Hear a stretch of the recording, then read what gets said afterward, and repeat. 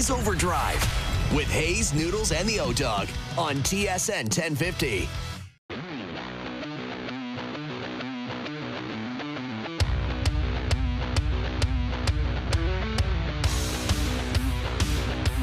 Welcome to OverDrive. It's a beautiful Tuesday afternoon. We're live on TSN 1050, TSN4, and TSN's YouTube channel. It is the trio that Canada has been clamoring for. Aaron Karolnik, Al's brother, and live from Edmonton, Alberta, it's our guy, Jason Strudwick. Fellas, how we doing today? Doing well. We're great, man. This is like Crosby, McKinnon, McDavid, right? These are what the people want. That's it. Three guys that can make plays, good-looking stars. So finally, we got it. I know. It's been a long time coming. The good looks, I mean, generally speaking with OverDrive, they come and go. But today we have 3 hours of some extremely good-looking gentlemen on your TV. Probably more of a radio show, let's be honest. More of a radio show today. I would think. Listen, we've all been doing radio for a long time. Is there anything worse than, face for radio, and everyone chuckles? And it's not something that we appreciate at all. But very unoriginal. It is. Unoriginal joke. But we've got a great show. Actually, Struddy, Al's brother and I carpooled up here together. We both reside in downtown Toronto. Wow. Yeah, I know. It was. What's that like? It was quite the ride. Actually, it was a lot of fun, except for the phone calls that Al's brother was taking. The guy was like Ari Gold and Entourage every 30 seconds. Every 30 seconds, the phone's going off. In fact, he started negotiating, and I swear to God, a deal for his home and auto insurance as I am chauffeuring him up to TSN.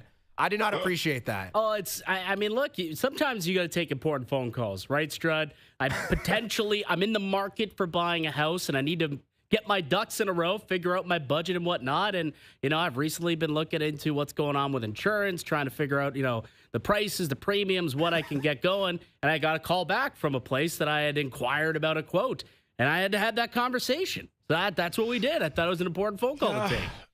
Listen, I'm proud of you that you're moving in the homeowner direction. That's fantastic. But it is a major misstep when someone offers to drive you. Thank you. And now you're fielding calls on the side. You can put that on plane mode. You can airplane mode. You can wait for those conversations. Interact with the person that's driving you. Frankly, I'm surprised. I thought it would be Aaron to do that and not you. I'm disappointed in you, Al's brother. I'll be driving tomorrow. I bet you he takes at least 2 phone calls. Nobody calls me. Nobody calls me. I will say. I'm calling him.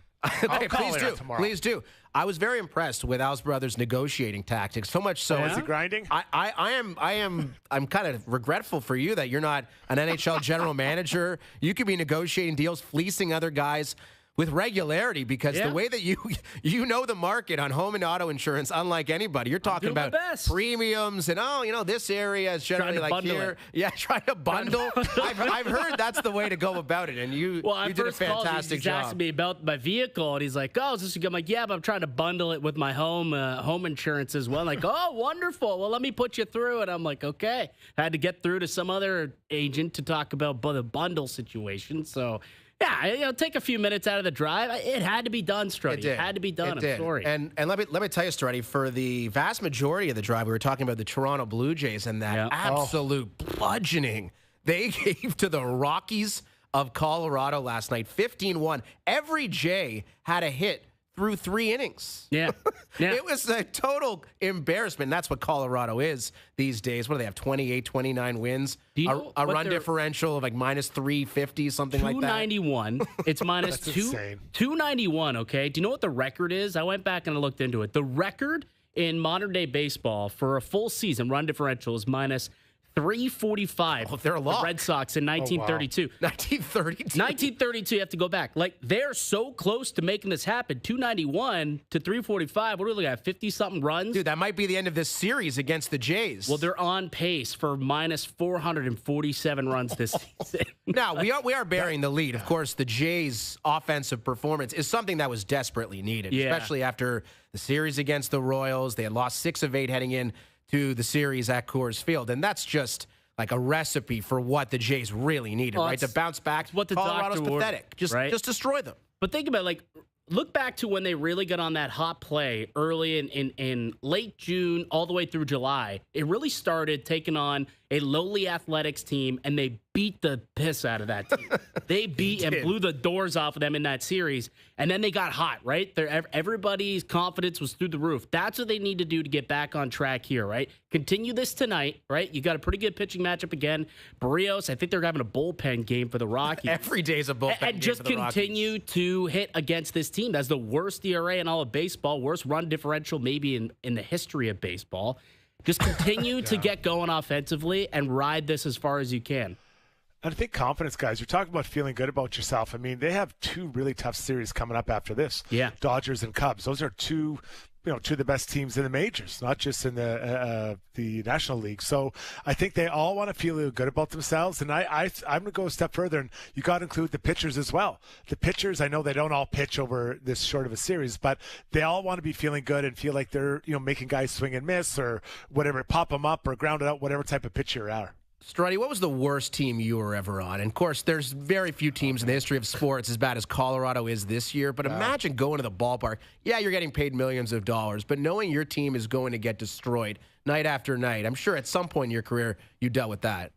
Yeah, I played with a couple teams that didn't make the playoffs, and we were like in Edmonton. My last year in the NHL, we got the first pick, and that was really hard. And it's embarrassing. That's the biggest thing. No matter how much you're getting paid, it's just embarrassing. You don't want to, you don't want to be at the rink or at the ballpark. In this case, you don't want to be at home. You don't want to be on the road. Like you're running out of places to be. Like there's nowhere. The bar to really, maybe would be a good spot. Yeah, and then, the bar does help. And after the season, you usually swallow a few drinks to take the edge off. But I feel for them, and I didn't realize the run differential was that bad. I looked it up today. Brutal. And it's a death march, and they have a long ways to go. They got about 50 games. They got 50 games to go here. And it's going to get worse, right? Because guys, my back, and they're not going to want to play because they don't want to get embarrassed. So, yes. And that happens in hockey too. So I feel for them, but if the Blue Jays, you don't care. I had a coach tell me that, half the league doesn't care that you have problems, and another half is glad you have them. And that's what it is. For the Blue Jays, you go out there and just beat the wheels off these guys, and then that's their problem to deal with, not yours. Bo Bichette, 6 RBIs. That's a career high. Ernie Clement had 5 RBI of his own. Eric Lauer, excellent once again at Coors Field. And say what you will about the Rockies pitching, which is clearly the worst in Major League Baseball by a mile. Their offense is okay.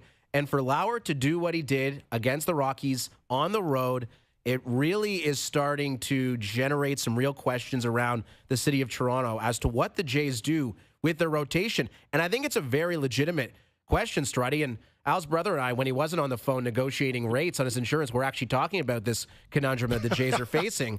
Lauer's been so good. Lauer's numbers are better than anybody else's in the Jays rotation. Where do you think this all ends up? Of course, Bieber will be part of the equation as well. Al's brother did go to Buffalo to see Bieber in his most recent rehab start. We'll get to that story in just a moment. But, I mean, they almost have too many good options if that exists. Yeah, well, I'd be really interested to know what the insurance agent, what his thoughts were on. Maybe we get him on the line up in the second. He had some good takes. Yeah, he probably fed some of the info to Al's brother. I think listen, Lauer's a great story, and you always want people surprising you, but I really think the wild card is Shane Bieber because. Yeah. He has such a massive. You think about the possibilities of what he could mean to the Blue Jays. He could theoretically, he has been and could be an ace, or he could be an arm of the bullpen. Like it's such a wide variety of outcomes for him. So let's assume he's maybe somewhere in the middle. Maybe he's a mid to later starter. In your top 5 or I guess 6 if they go with 6 at some point. But I think he'll really affect it because if he can drive up the and get into the top maybe 2, 3, that really changed the look. And then you put Lauer in there, it'll squeeze out some people. And more importantly, guys, guard from injury because that's one thing that you don't want to run into, not enough arms in starting rotation heading down the stretch here. Well, it's going to be nice. And I'd imagine throughout the rest of the regular season, they'll probably end up rolling with a 6-man rotation. Have to. And not only because you have 6 guys who deserve to start every 6th day, but it also just keeps arms fresh, right? It allows you to kind of give everyone a day off leading into the postseason. Like guys like Bassett, Gossman, Barrios, like they've been pretty good, like health-wise the last few years. They've thrown a lot of innings, all of them. Do pitchers like it? I mean, they probably not. It's they probably hate it. Similar to, because they get into a routine, right? So they're used to pitching every 5th day, get into a routine. But I'd imagine the later you get into a season, especially if you're in a postseason run, you might not mind every other start maybe getting pushed back a day and getting a little bit more rest. So I think at this point in the year, it might be a little better for them. And you have grizzled vets on the Jays, too. Scherzer, you know exactly what he wants to do. He wants to start every fifth day. That's what he's been doing for 20 years in the bigs. And same goes for Barrios and Gausman and Bassett. But this team is so bought in. I don't think it's going to be an issue. I don't think it's going to be an issue as well. I'll challenge you. The rhythm does matter. I think it does matter. Now, I was never a pitcher, but I've seen goalies. They want to play all the time. If they miss it and they go too long between starts, or even a player doesn't get to play all the time, doesn't matter. So I wonder if they do decide that maybe they go for a couple runs of that, and then they squeeze down to 5, assuming Bieber's in the mix. Who's out? Who gets squeezed out of that starting rotation? Which is still an assumption, right? Bieber, it sounds like, is going to make 2 more rehab starts. So we're pushing this back into the middle of August. And 2 weeks is a long time in professional sports. Someone could get hurt. Right. Something could happen. And all of a sudden, the 5-man rotation, maybe they have 4 guys in 2 weeks. I'll tell you what, though. Like I was in Buffalo Sunday, went down to take in the Bieber outing when he was with the Bisons. Thought he looked pretty good. I thought he looked real strong. 5 innings, 47 of his 62 pitches were strikes. So he was on the play, out and over the plate, bunch of swing and miss stuff. His first 2 batters, he had an immaculate inning going. The first 2 batters, I'm like, oh, man, are we about to witness something amazing? And he had a pretty good start, pretty good outing. I'd be curious to ask Steve Phillips, who's going to join us in a little bit. Like, what are you looking for in these starts, though? Like, he gave up a couple of runs, gave up that homer. You're watching it on TSN right now. But, like, what are you looking for? I'd imagine it's similar to a preseason start or a spring game start, where it's like just looking at what it looks like. Is he hitting his spots? The stats don't really matter a whole lot. The strikeouts, it's against AAA batters. Or does it really mean a whole lot? But it looked like he was kind of hitting his spots, and he was getting the swing and miss on the pitches he wants to get on those. The slider, the curveball. Curveball was dancing.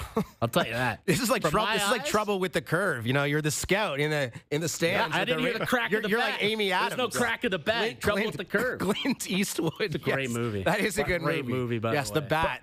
Go ahead, Struddy.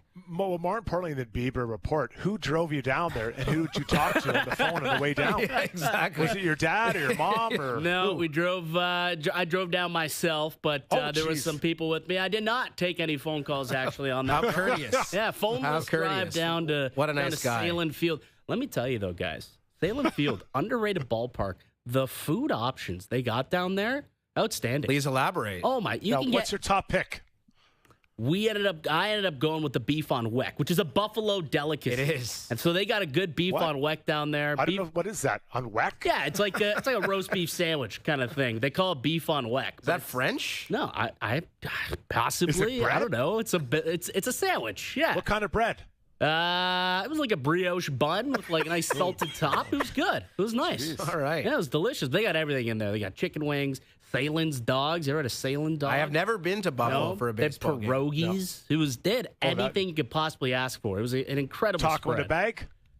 You probably could have got that. I didn't stumble across it, but I'd imagine they had taco in a bag. Could have walked around with one of those bad boys for sure. Yeah, that is also like an underrated storyline. Like Shane Bieber making starts in Buffalo is a marquee event in the city. I mean, the Sabres haven't made the playoffs in 14 years. The Bills haven't started yet. It was pretty packed. Like, I think a lot of Buffalo, and even I think a lot of Canadians, too, because there's a lot of Jays jerseys and Jays T-shirts. I think a lot of Canadians made the trip kind of a couple, hour and a half south of Toronto to go and see Shane Bieber make the start. Like, the second I found out, and it was announced, I think they even announced it on the show. I think Atkins came out and said when he was on with the boys that he was going to have a AAA start on Sunday, and I went and checked. Sure enough, they're playing at Buffalo. Grab tickets right away. Little beef on weck, you're good to go. Little beef on weck. What a day. Get in there. What an get afternoon. a nice Salem dog at the game. You're golden. Yeah, well, back to the major league story for the Jays. Again, 15-1 last night over Colorado. How great was it to see Bo Bichette do what he did? And, man, this guy is becoming quite the story, not only in Toronto, but around Major League Baseball. He's got a pretty significant lead as far as hits go in the entire sport of baseball. I think he's 9 up on second. Now, I know Aaron Judge is coming back tonight for the Yankees. That's a story we'll get to just a bit. But, I mean, talk about a pristine moment for him as a guy who's entering free agency at the end of the year to be doing what he's doing. And a lot of talk about what the Jays maybe should have done with Bichette, what they still can do.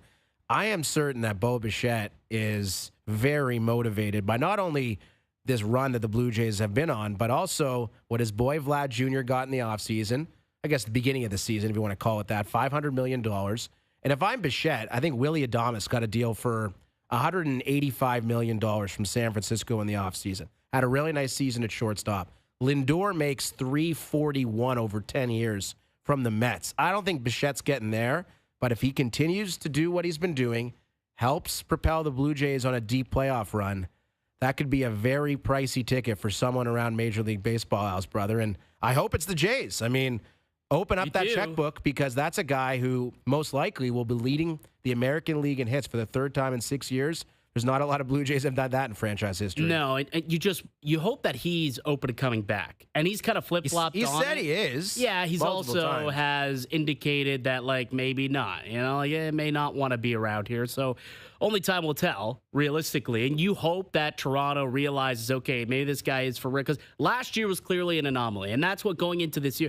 Like, I understand why the Blue Jays didn't give him the contract over the offseason. He was coming off of a terrible season. It was really like a year and a half where he just didn't play great baseball. He was hurt, too. But a couple of years prior, he was the hits leader. Well, he's back to being that guy today. He's back to being that power middle infielder that is very coveted, very hard to find. The stud. You get a guy who's got, 33 doubles, 15 homers. Like, he's going to end up with over 50 extra base hits when the season's over and done with. He's gonna blow past that. He might be there by the end of next week, realistically. This is a guy at the Blue Jays right in the heart of the lineup. He's batting cleanup right now. His last 25 games, hitting .404. He's got 42 hits his last 25 games. Like, guys just getting on base, providing offense for this team. They got to figure out a way to get him to stay, ultimately. Because here's the thing. Going forward, if they still want to be considered championship contenders, you got to have a guy like Bo Bichette sticking around the lineup. He leaves. I mean, now what do you have? Well, Springer's making, $25 million a year. Next year is his last year. You expect him to... Bichette's probably making in that range. I would think for next season? No, probably for next season. On his next deal, $25 million a year. You think that's all? Depending on how long the deal is, yeah. Well, how long you think? Or how much do you think? Well, that's the thing. Baseball's insane nowadays. It's like if you're a superstar player, you get like a 7 to 12-year contract. Well, again, Bregman took a 3-year deal with Boston, and I'm sure the Jays would love to do that with Bichette because there's some uncertainty about how long he's going to be a player, and the player that he is at the moment, and how long he'll be a shortstop. Right, as you get older, your skills deteriorate, and you're not the same player that you once were. All of a sudden, Bichette at second base, maybe he's at third base, maybe not as valuable as he would be at shortstop. And I think that's kind of the conundrum that the Jays found themselves in with Vlad. Right, okay, and even Juan Soto. Right, where is he going to be playing in 5 years? Can he still play the field, or will he inevitably be a DH? But shortstops just don't get paid as much as those middle of the order power bats historically. But, if you're the Jays and you've had the season that you've had so far and Bichette's been a huge part of it, I hope you'd be willing to ante up for a guy that's been one of your catalysts all year. Yeah. At least the organization has proven that they're willing to open up the checkbook. Yeah. Like, they just gave a boatload of money to Vladdy. And a big reason why they did that is because they want to remain competitive. They put a lot of money into the stadium, so they need to get some of that back, and playoff revenue is the best way to make that happen. So you lose Bo Bichette, you're losing a big part of that team. And you're taking a shot when it comes to, a guy you don't know. Running offense. Well, yeah, you're taking for a guy you don't know. I mean, last year they made that trade to bring in Jimenez, thinking like, okay, Bo leaves. Like, remember him? Insulation. But, like, there's no way now that's an easy move. You can't just sit there and say, yeah, we have one internally with Jimenez. No, you don't. Arjun Amala maybe down the road, but you're thinking that's still like 3-4 years down the road. Yeah, exactly. We get scraped on it a bit. He's homegrown, and you know him. And I always choose the guy I know. I'll even pay a premium, like not a massive, but I'll pay a premium because I know him. I know his good, his bad, his ugly days, his great days. Like, I know everything. Whereas you bring someone from the outside and give them a massive deal, you don't know them. You don't know all their little secrets. So I think the fact that he's homegrown, the Blue Jays really have to try to push.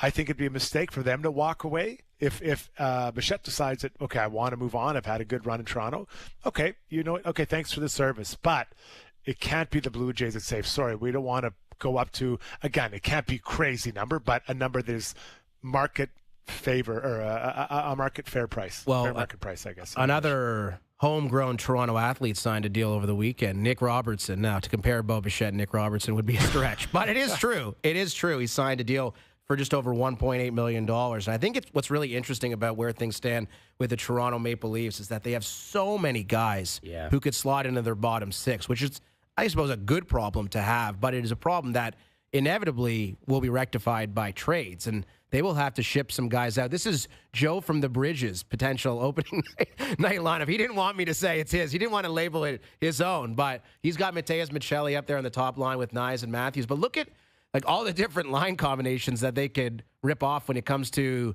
the bottom six forwards. And Michael Pezzetta's a guy they signed in the offseason. No one's really sure about what David Kampf, Calle Yarncroke's deals are going to be. Nick Robertson's got a contract. And it's just a fascinating spot. And that does not include Easton Cowan, who a lot of people believe will be given a real opportunity to make this club out of camp, as he should be. I mean, the guy's accomplished every single thing he possibly can in the OHL with the London Knights. So, Struddy, how do you see this all playing out with the Leafs now that Robertson's locked up? Do you think he's a lock to be part of the opening night lineup for the Leafs? You know, I look at the fourth and fifth line, I guess, and I'm looking at it's an opportunity for everyone to make a statement in training camp. And just because you don't start the season doesn't mean that you can't change and get going. People make too big a deal, I think, of the opening night roster because it changes right away. But if I'm, Nick Robertson or Callie, I think Lawton probably has that spot locked up. These other guys, you have to come in and have to just bully your way every practice and make a statement that I am the guy. I'm the one who should be playing.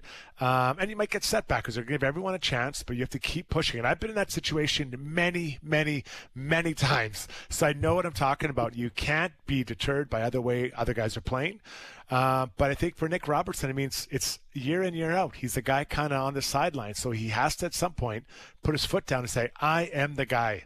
Yeah, I wonder if he's on the team opening night. I'm very skeptical. It just seems like it's time. He's been healthy so many times, and I know every time he comes back, he scores a goal. And that's a funny novelty that we make jokes about. He gets scratched, he scores. He gets scratched, he scores. But this guy needs another opportunity. It's not happening with the Leafs. Look at the way that they've conducted their offseason. They're bringing in big boys on the wings.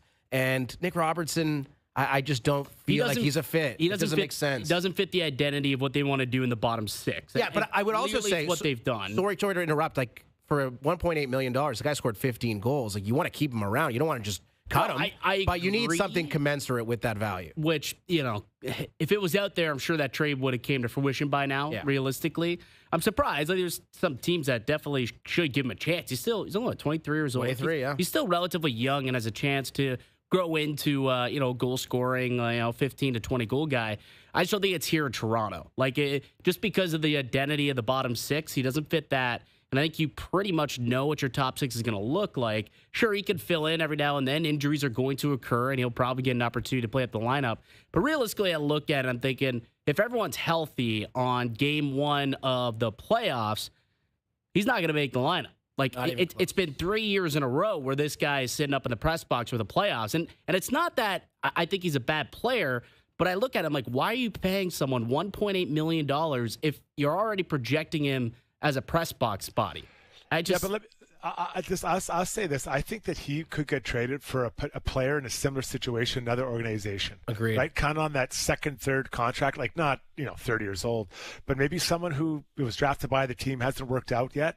So I'd be looking for that more than trying to just, slide him out the door. Now you have to have a two-way street, but combing through team's roster, who's that 14th forward on another team or that 8th defensive on another team that you like a look at and you can flop it and maybe it works well for both teams. Yeah, and Pittsburgh's a team that has been floated for Robertson simply because of the connection with Kyle Dubas and all the reports about maybe they trade Rust, maybe they trade Raquel and he needs somewhere to play in the top six. But I don't know. I think you could probably get a third or a fourth for Nick Robertson today, but I'm sure the Leafs look at it though and say, well, the guy scored 15 goals for us. What's a fourth round pick going to do for us? And let's just keep him around if that's the case. And I totally understand that logic as well. But clearly something has to give. David Kampf, I know he has some kind of no trade protection, which is hilarious and absurd, but it's true. Calle Yarncroke's a guy who's been an NHL player for a long time. I think he's got 5 goals in 110 playoff games. I'm not sure why there's such a push to move Yarncroke out the door. I think he's a very serviceable bottom six player. For me, I think you look at what he did in the playoffs and that line that Joe from the Bridge had projected of Lawton, Lorentz, and Yarncroke, they were pretty solid in the postseason. Very dependable, 200 feet. They provided a lot of chances. The goals didn't necessarily come. How many goals but a lot of did they produce? Chances at the very least with that lineup there. I think the answer is 0. Yeah, possibly. It could Lawton's got a better game. He can play better than he showed as a Leaf so I think far. so, too. I think that it's... you got to look at, I think the centers, they don't have to, it's a bit unfair. You don't have to carry the line, but you at least got to push it a little bit and set an identity for the line. Yeah. And what I saw from Lon, he just wasn't there. And it's a lot coming home to play and you get to trade all that stuff. But I would think that he's a guy they're really counting on to take a pretty good step towards being what he is more consistently. That's Jason Strudwick. That's Al's brother. I'm Aaron Korolnik. Has Vicky Mboko fever made its way to Edmonton, Struddy? Everyone talking about Vicky and her incredible play so far at the National Bank Open in Montreal. Because in Toronto, man, I'm telling you, I know the women aren't here. There's a lot of conversations being had about her, and she plays in the semifinals tomorrow. We'll get to that with Mark Roe coming up on the other side. We have Tim Kurkjian joining us in hour number 2 as well. Steve Phillips and Robert Turban talking some NFL. We got preseason action, official preseason week 1 coming up later this week. Again, this is OverDrive on TSN 4, TSN 1050, and live on TSN's YouTube channel.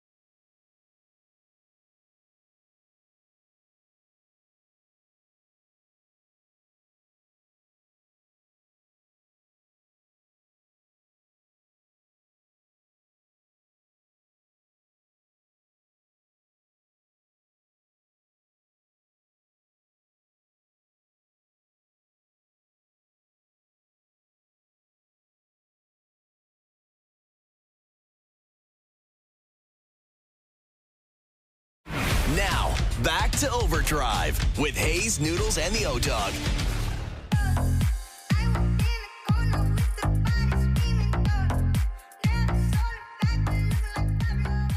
Overdrive continues on this Tuesday afternoon. Korolnik, Strudwick, and Brother. You okay if I go with Brother as opposed to DeStefano? Which way do you want me to go here, Michael? You do whichever you feel necessary. Okay, there you go.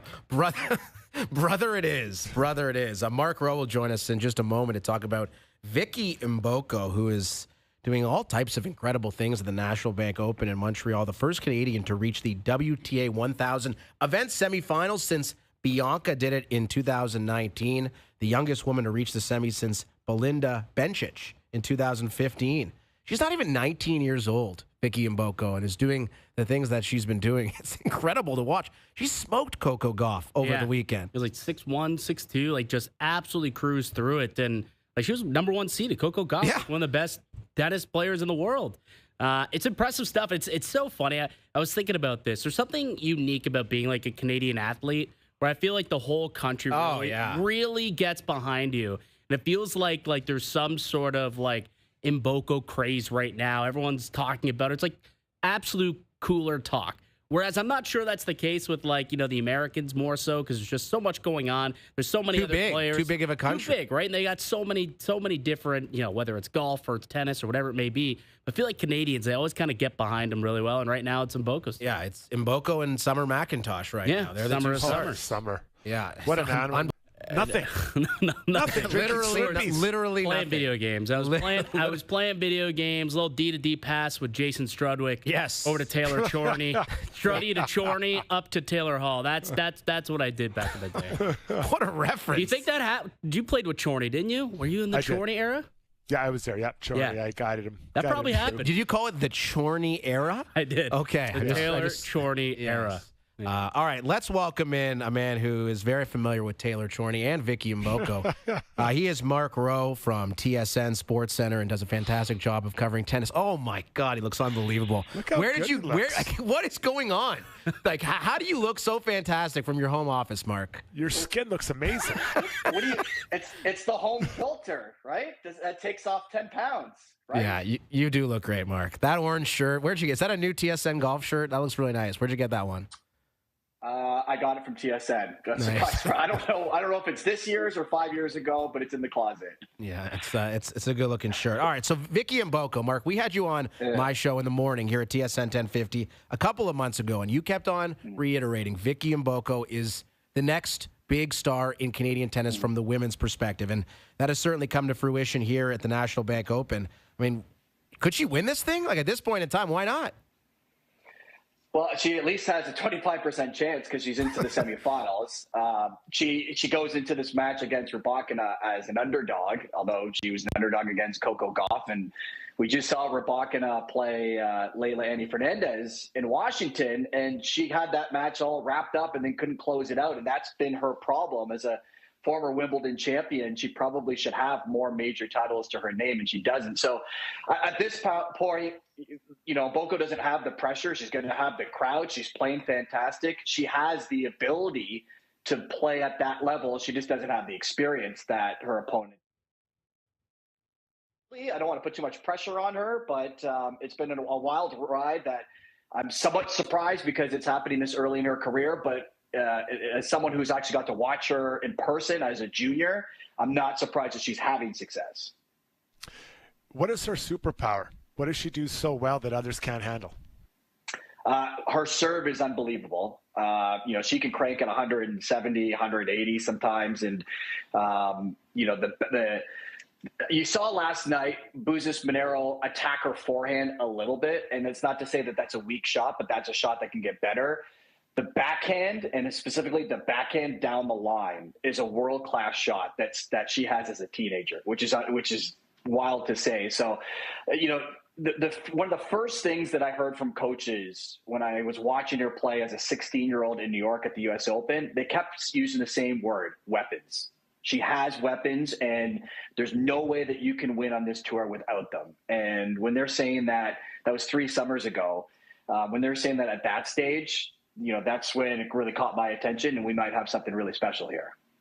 Well, Mark, before we came on, we were talking about how, it's unique sometimes when Canadian athletes, particularly in like the individual athletes in those sports get going. It really sparks a craze and a buzz within the country. And it seems to be what's happening right now with Mboko. And, we saw it a few years back with Bianca Andreescu when she won the tournament back in 2019. Like, how does this tournament compare and the kind of craze compare to back then? Yeah, so I would say a little more unexpected than when Andreescu did it, because remember earlier in the year she had won Indian Wells and she had gone on her meteoric rise, and then she got injured and we didn't see her for a few months, and she returned it was playing in Toronto that year, and then went on another run, and it was still somewhat improbable that she did it given that she was dealing with an injury. She had to play Serena Williams in the final. Obviously she backed that up and won the US Open a couple of weeks later. But it's you can compare it to that one. You compare it to Denis Shapovalov back in 2017 when he defeated Rafa Nadal, also as an 18-year-old. Like we've seen this story before with Canadian tennis, and it's led to big expectations. And a lot of those players haven't met those expectations yet. And Vicky Mboko is now the next star, to kind of carry the flag in this sport, and someone whose potential is really limitless. Mark Roe with us here on OverDrive. Mark, can you give us the Vicky Mboko origin story? Because literally no one had heard of her at the beginning of the year. She was ranked in the 300s worldwide, and all of a sudden she's taking the tennis world by storm. How did this come to be? So the origin story, much to the dismay of your co-host on the morning show, she's not Italian. Yeah, she comes actually... Because when I first said the name to him and he heard a vowel at the end, he got excited, but no. Struddy Koliakovo was like, Forza! And Mark Roe was like, no, she's not Italian. Sorry, Carla. So, yeah, her family immigrated from Congo. She was born in Charlotte, North Carolina, but moved to Toronto at an early age. And that's when she obviously picked up this sport and comes from a family of tennis players. She's had obviously the most success. She's the youngest one. Her sister, Gracia, who I got to meet in person in New York, she's the one that you often see in her coach's box all the time. And, she's someone that Tennis Canada selected pretty early in her career as someone who has a great amount of potential. And she had a great junior career at that U.S. Open. She reached the semifinals. And, at the junior level, it's so tough to analyze where this player can go because she didn't win that tournament. But I would, talking to a lot of people, she probably had the most talent out of all the junior players at that year. And then, she had a couple of years of injuries, and now she is making some big strides on the senior tour. And it's going to be exciting to see what she does tomorrow and what she does at the U.S. Open and what she does over the next, 10 years or so. So you touched a little bit. Some of the other young Canadian tennis players that came in had success, or they didn't maybe were able to keep that up and be continually kind of successful. So when you look at her and you talk about her weapons, why do you expect, or do you think that she could push on and have some consistency, at or near the top of her sport? Struddy, it's a risk saying it because I was here 4 or 5 years ago saying Denis Shapovalov's definitely going to win a major. Felix Auger-Aliassime and Bianca Andreescu. This U.S. Open's the first of many. And if you roll back that tape, I look like an idiot. But then again, everyone was saying it, and that's that's individual sports. We see it in golf. We've seen it with Brooke Henderson struggling a little bit. Like we have these projections, especially when you do something young. And like if it's a hockey player and you score 40 goals and you're only 20, you just assume that they're going to score 50 4 or 5 more times in their career, and it doesn't always happen that way. For Mboko, obviously she has the skill. I've been really impressed with the way that she's held her composure in a lot of these matches. They often say in tennis the toughest match is the one after the big upset, and that was last night for her. And I wondered how she would approach that match against Jessica Buzis-Monero. And she was a little more conservative early on in the match and maybe was feeling things out. But to come through and win that in straight sets, that's a mature performance from someone who's, in uncharted territory for her. Mark, Mboko Mania has taken over Montreal on the women's side. What about here in Toronto? How do you see it all playing out?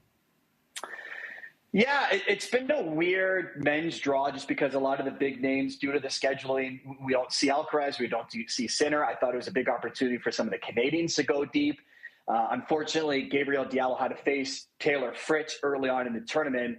And I think Taylor Fritz is probably he's going to play in the quarterfinals today. I would give him the slight favorite nod, and right behind him would be Ben Shelton, the other American. I think they're just playing really well. The last couple of years, they've had really good North American hard court seasons. Last night, Alex Vera beat the defending champion, Alexei Popyrin. But I would put those two Americans as kind of 1A, 1B to win the title. And then you have the likes of, I guess, Zverev and Rublev and Khachanov right behind them. We encourage everybody to tune in on the TSN YouTube channel to see Mark Roe. He looks unbelievable today. It's worth a look. And Struddy, I know you agree. It's some special stuff. This is the best looking overdrive I think that they've had in years. Like, I agree. I agree. Like, we mentioned that off the top, Mark. They thought about not putting this on TV, and then the executives saw who was on the roster, and they're like, "We're putting it back on TSN." Got it. Yeah. They saw who the first guest was. They were like, oh, yeah. And don't forget Tim Kurkjian as well. Tim Kurkjian as well. Very handsome man. And have you talked about Struddy's beautiful Edmonton tan right now? Because it looks fantastic. Yeah, guys, thank you. Thank you for noticing. From one to another, it's nice to know it's another person who's tanned The first sunny day of 2025 in Edmonton today. So that's probably why. Thank you, Marky.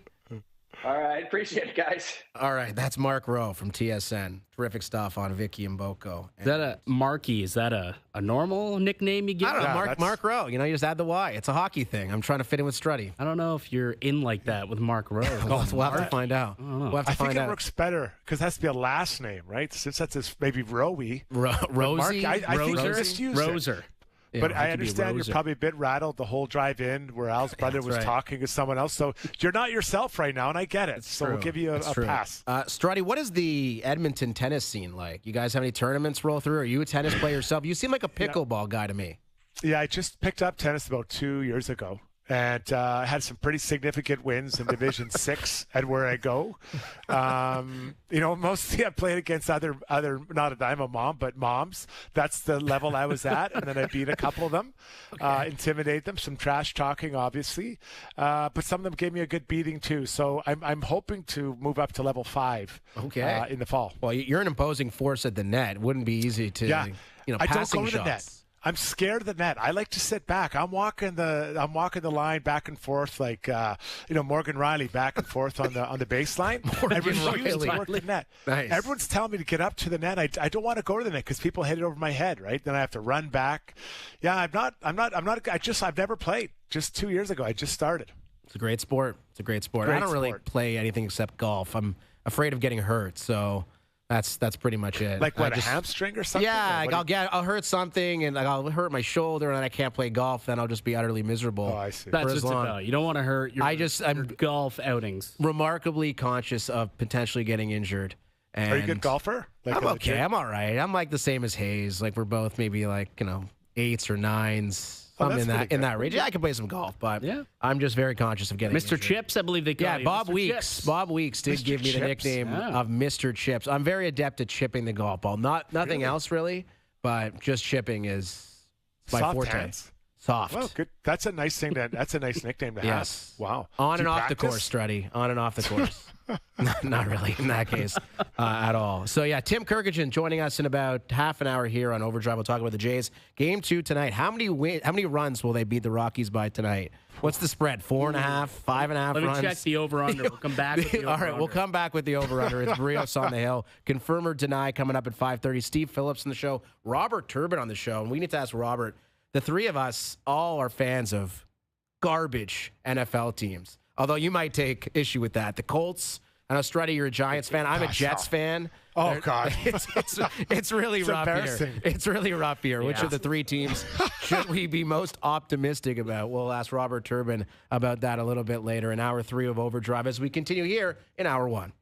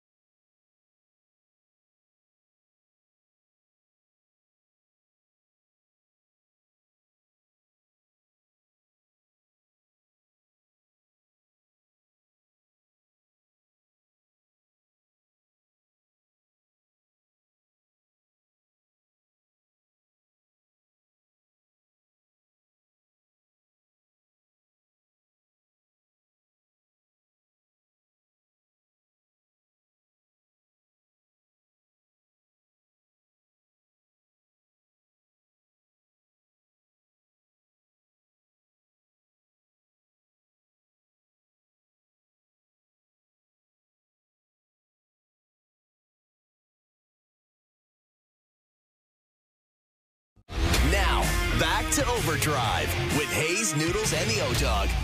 I need you to hold on. Heaven is a place not too far away. Hour one of Overdrive continues. Korolnik Strudwick, Al's brother, with you until 7 p.m. Tim Kurkjian at 5:10. See, I nailed the pronunciation of his name. Doogie came in during the break, Struddy, and lectured me. Doogie runs a tight ship here. He wants all the guest names to be pronounced correctly. You know what? I heard you say it, and I was like, I don't think he's saying it right, but I can't even speak. Like, there should be subtitles all the time, so I wasn't going to criticize you. I did notice it, though, but I've never judged because I'm terrible at names. I don't get my kids' names right. There's a reason they stick me in the morning here on TSN. That's probably my guess. Here's a name I can pronounce. Chris Boucher. Bonjour. Oh. Chris Boucher has agreed to a one-year deal with the Boston Celtics. Now, that is not overly relevant to the Toronto Raptors of 2025, but what it does signify is that every single member of the 2019 Raptors who won a title is now gone, which is pretty crazy. What? It was just 6 years ago, and everybody's gone. Including the architect. Well, Bobby Webster's still here. He was the GM then, and Masai, gets a lot of credit. I guess. But, I guess. that's wild, man, and time goes quickly. And in the NBA, it goes quicker than most because Boucher, he's gone and there's no one left. No, I like Chris Boucher. I mean, the last couple of years, it was like, he was the last of the ones to go. A couple of years ago, it was like Van Vliet, Pascal. Boucher was the holdover. It was only a matter of time, realistically. But it's so bizarre when you look back. It wasn't that long, like 6 years. Wasn't that long ago. Shane Bieber won a Cy Young 5 years ago. Yeah, this is true. He did win a Cy Young. That's another thing we were yelling at each other, Struddy, in the car about Shane Bieber and the Cy Young. Well, he's like, he won a Cy Young 5 years ago. We need to relax. I'm like, the guy has been outstanding since, though. Yes, but, Cy Young Award winner. It's like, yes, Trevor Bauer won the Cy Young the same year that Shane Bieber won the Cy Young. It was a long time ago, is what I'm trying to say. Two very different career arcs. Very much so, but I'm just saying that's very much so. Very much so. I guess my point is that it was a long time ago. I'm very excited about what Shane Bieber could be as a Blue Jay, but I need to see it, and a couple more rehab starts. Again, Tim Kurkjian on that, but we are debuting the best Toronto sports trade bracket this week, Struddy, and I'm very disappointed that our boy Carlo Koliakovo and Alex Steen for Lee Stempniak is not on that. Maybe that'd be one of the worst Toronto sports trades, but Bieber might be on here. Bieber could be. He could be. Well, Jose Barrios is on it. Kawhi Leonard is the number 1 seed. No surprises. You could see it up here on TSN4. Kawhi is spelt wrong. It's okay. Joe from the Bridge. JVR to the Leafs is the number 8 seed. Kyle Lowry to the Raps. Jose Batista to the Jays. Donaldson, McCabe. Ricky Ray, in my opinion, should be the number 2 seed. He led the Argos to 2 Grey Cups. Coming from your Edmonton Eskimos at the time, Struddy, I believe you guys got Steven Giles and a kicker in exchange for Ricky Ray, and you have not won a game in Edmonton since. No, the old Elks aren't doing that well. But No. I remember when that trade came down, I was like, what are we doing here? Trade. And it felt like the team was trying to tank. Like Ricky Ray was pretty good. Well, Ricky was really good. And still, had a lot of years coming up, and it didn't seem like he wanted to leave. That's an interesting. I think I look at those lists. I think that's a really good one. I think of all time, I think it's a Doug Gilmour trade. To me, that's the number 1 trade of all time for any Leafs or for any Toronto area team. Now looking at 2000, I have to recalibrate that a bit because that list is okay. I wouldn't say it's life-changing for some of those. Yes. Since 2000, we should correct. Like, you might be wondering why deals made in the 70s and the 80s aren't on there. It's because it's the last quarter century 25 years, century. But Kawhi is going to be tough to beat simply because there's a direct line from Kawhi, the trade with DeRozan and Pirtle and a first-round pick for Kawhi Leonard and Danny Green. Again, Danny Green, you can't underrate his. He was starting for the Raptors in the NBA Finals. He was really, really good for the Toronto Raptors. He almost pissed it away in Game 6, but we don't need to rehash that because it didn't happen. He did. And again, the Donaldson trade is one that I remember. I was at the Grey Cup in Vancouver when that deal went down. That was a November deal that the Jays made, and of course he wins an MVP and helps turn around that entire franchise. And I don't think any of those pieces that they gave up amounted to really anything. Isn't that very common with Jays trades? Like, we think about the Barrios deal, and we think about the David Price trade, the Troy Tulowitzki trade, and you even mentioned the Donaldson deal. Like, there's nothing really substantial that came and bit the Blue Jays in the behind that prospect-wise. The R.A. Dickey trade might they gave up Noah Syndergaard, who went on to have an unbelievable career. And Dickey he was hurt a lot. He was when he was healthy. He had like a solid 4-year run where he was like Cy Young caliber, starting the World Series. Like Noah Syndergaard was a stud, and he was a stud like right when they dealt him too. That was and Travis d'Arnaud was in that trade too, I believe. That one maybe bit them a little bit, but that was prior. That was what, 2013. The Anthopoulos years when they got Jose Reyes, they tried to go Josh for Johnson. it that 1 year. That was a big offseason. Huge winter meetings for AA there. And then it took them a couple of years to get the prospects in order and then made those trades again in 15, 16 and went for it. But yeah, I would say probably Kawhi's got to win that one. I would think so. Kawhi but Batista, they trade him for like a player to be named later. It was like future consideration. Yeah. It was nothing. Yeah. Which I guess you could argue makes it a better trade in that the Raptors gave up a lot. DeRozan, Hurdle, and a first-round pick for Kawhi. The Jays gave up nothing for Jose Batista, who turns out to be one of the best players in franchise history. So you could make a case for that in that respect. I mean, the same thing kind of applies to Kyle Lowry. There wasn't a huge expenditure as far as trading for him. So that's going to be a very fascinating bracket. You can go on the TSN 1050 Twitter. We'll retweet it on the OverDrive Twitter as well. I still call it Twitter. I refuse to call it X. I'm an old school guy. Apparently. So you can go there and cast your vote for the best Toronto sports trade of the last 25 years. I will be debating it all week long here on TSN 1050. I'm Aaron Korolnik. That is Jason Strudwick. That is Michael DeStefano. We've got 2 hours of quality sports talk still on the way. Tim Kurkjian from ESPN to kick off hour number 2 after this.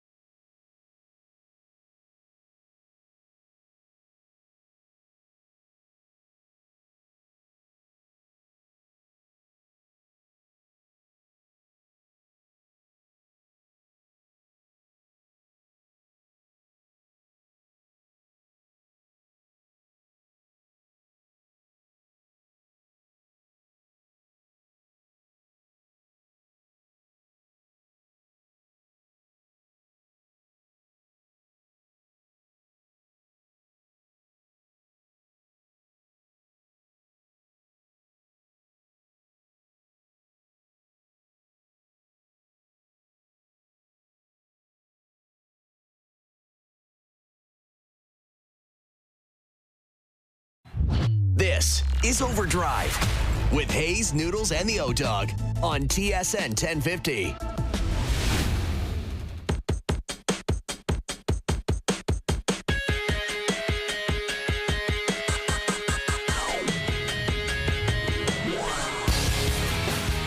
It's hour 2 of OverDrive, TSN 4, TSN 1050, TSN's YouTube channel. Aaron Karolnik, Jason Strudwick, Al's brother until 7 o'clock. OverDrive brought to you by FanDuel, bringing you everything from the opening line to the final score. Tim Kurkjian in about 10 minutes talking about the Jays Rockies game number 2 after game number 1 went very well. Not as well, however, Struddy, as your performance at the Riverhawks game on Friday night.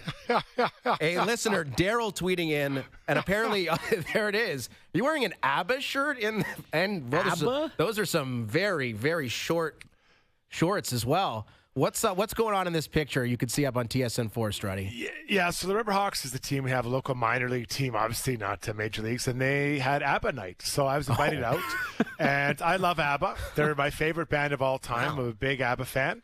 And I got invited throughout the first pitch. So my family came, some friends, and my kids were all over me like, don't embarrass us. I'm like, are you kidding me? Don't embarrass us. I was a professional athlete. So I launched it was a ripper. I think the catcher said he never felt the snap that hard from someone throwing out the first pitch. And I made myself proud. My kids still chirp me. But, yeah, what an experience. 5,000 people staring at you. Were you nervous? Oh, I was so nervous. Did you practice that, or you had to practice? Really? No, and I played a little bit growing up. I'm not great, but there's about, actually that game, I think there's 8,000 people. So, I mean, let's say there were 6,000 in their seats. Waiting for me to throw heat down the middle, and I didn't disappoint. Snap that thing in there. Like, I might be the 7th. If they needed one, I could be the 7th starter for the Blue Jays. Probably go 3 or 4 innings. I thought you said 7th inning guy. Or maybe a Riverhawks bullpen guy. Probably more realistic. I think we can safely say that. You've never thrown out a first pitch anywhere else, because you played in a lot of hockey markets where there have been baseball teams, right? Yeah, no. It's surprising they didn't want a 6'7" defenseman throwing out the first pitch in Chicago. That is surprising. Wrigley Field? You never sang the 7th inning stretch at Wrigley? So I was supposed to, yes. We were supposed to early in the year, like the first or second game of the year I was supposed to, and it snowed. So that's like God himself didn't want me singing. Don't need I was that. so excited because I love Wrigley Field. I went there a lot when I played there. I was so excited, and then I woke up and it snowed. I'm like, oh, they'll still play.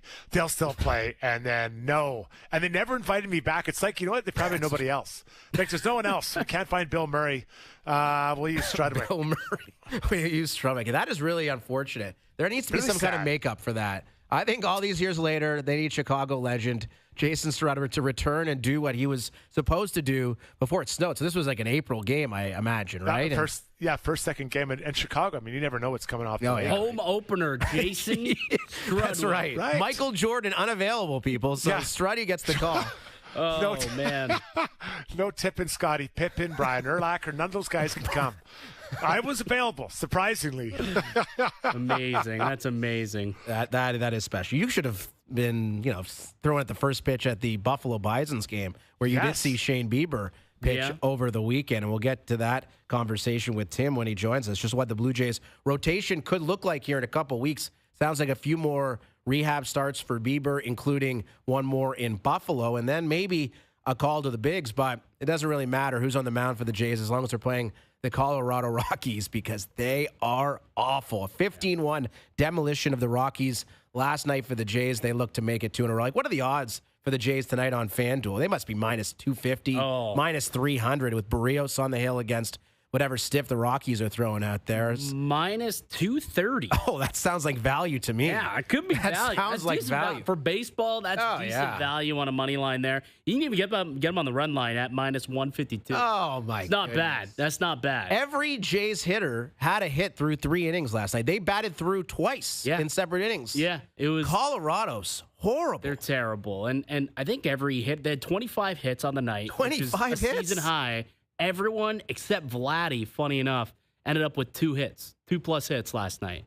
So it just everybody. But that's when the Blue Jays are at their best. You look back to when they were really rolling before, the speed bump in Baltimore and in Kansas City. They were getting production throughout the order. 1 through 9. It was incredible what they were able to do. Whether it was Nathan Lucas, Joey Loperfido, Ernie Clement. You had Tyler Heineman when he came out here doing some things. Miles Straw was hitting home runs, triples. It was crazy. And that's not to mention, obviously, Vladdy, Bo's hitting 400 over the last month. George Springer prior to the injury, Alejandro Kirk. Everybody was providing offense for this Blue Jays team. And to me, that's what's most impressive. When I look at, the Yankees, for example, like the depth isn't quite there for them. And they're so reliant. And I think it's been very evident over the last week since Aaron Judge has been, he's come back tonight.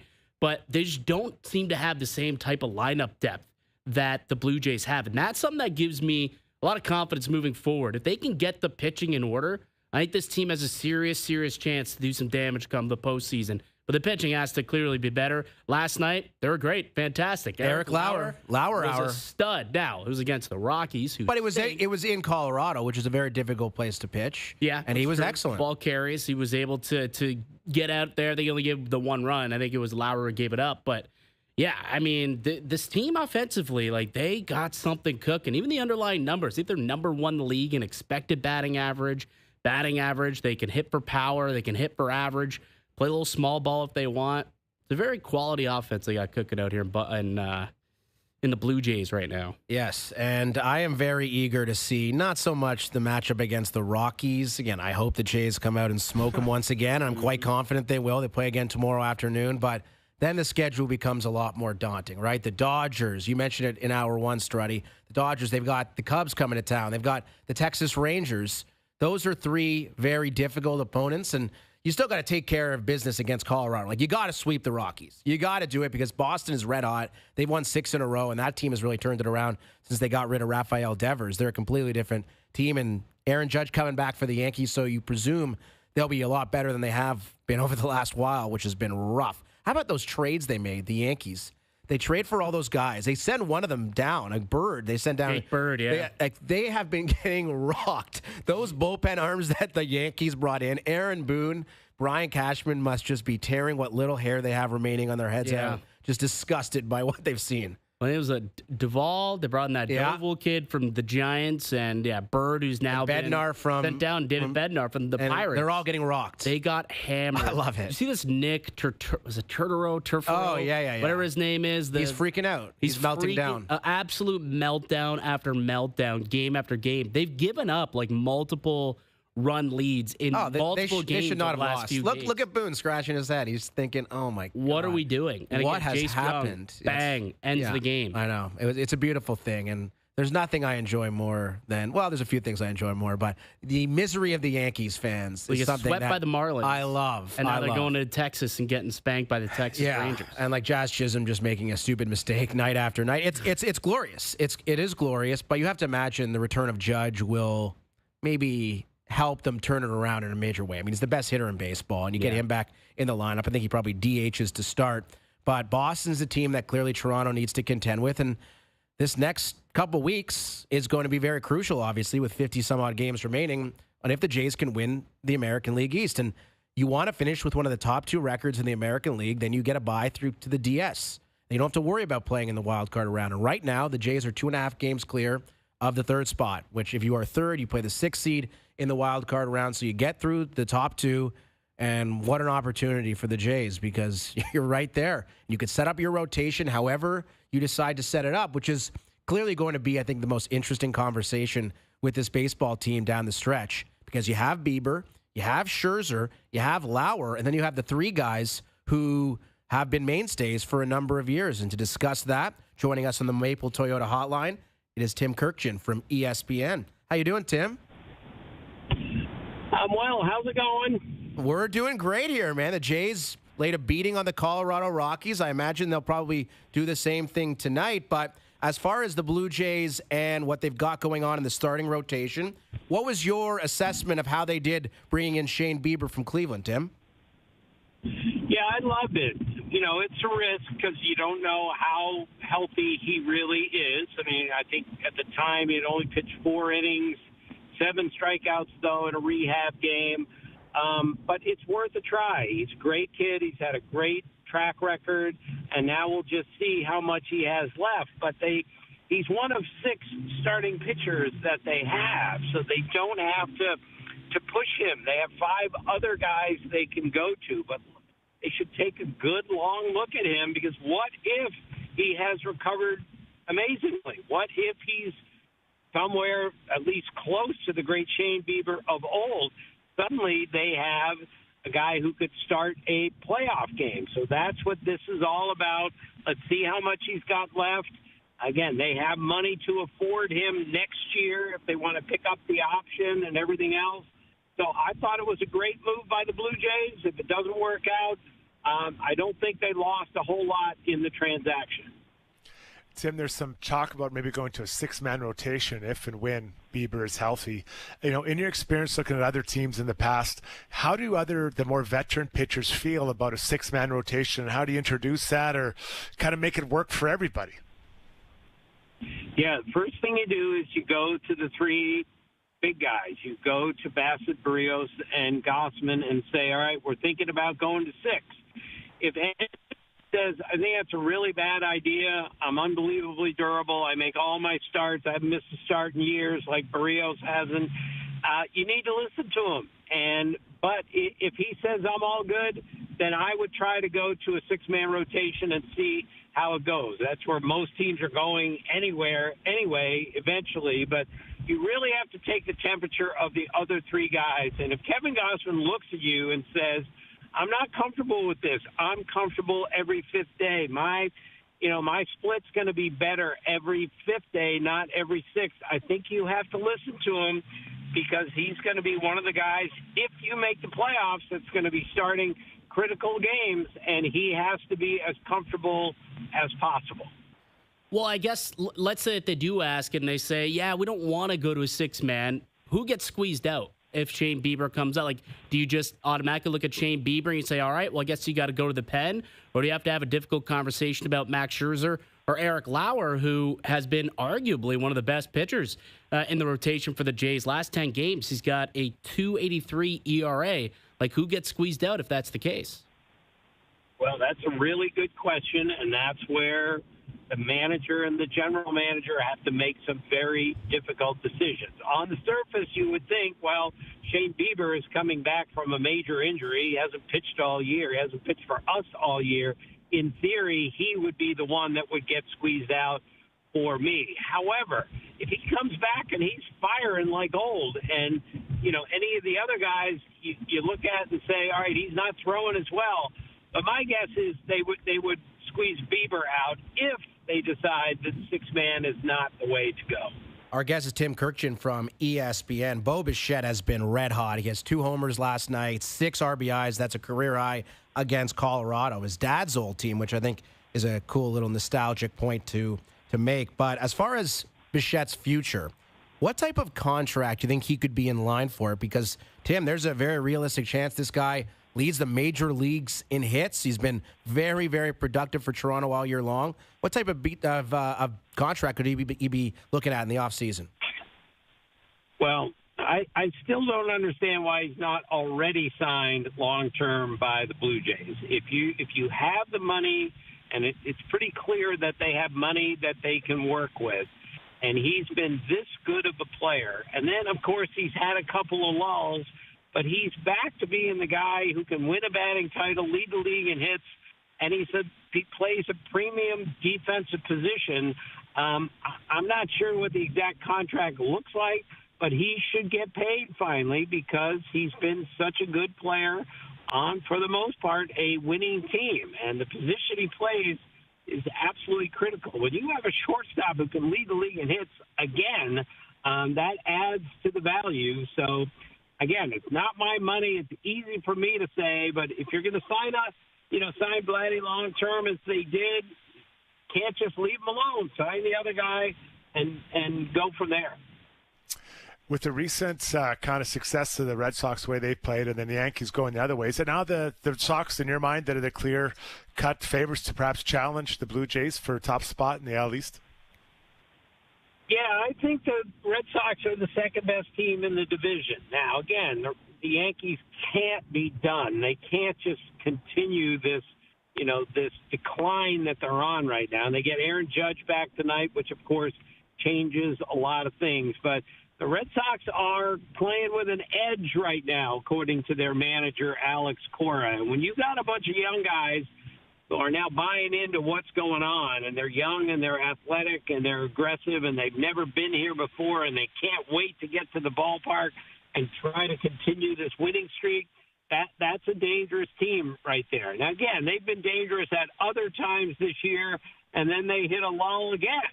I mean, this just speaks to the entire American League this year that no team has just been great and just keeps it up, not even the Tigers.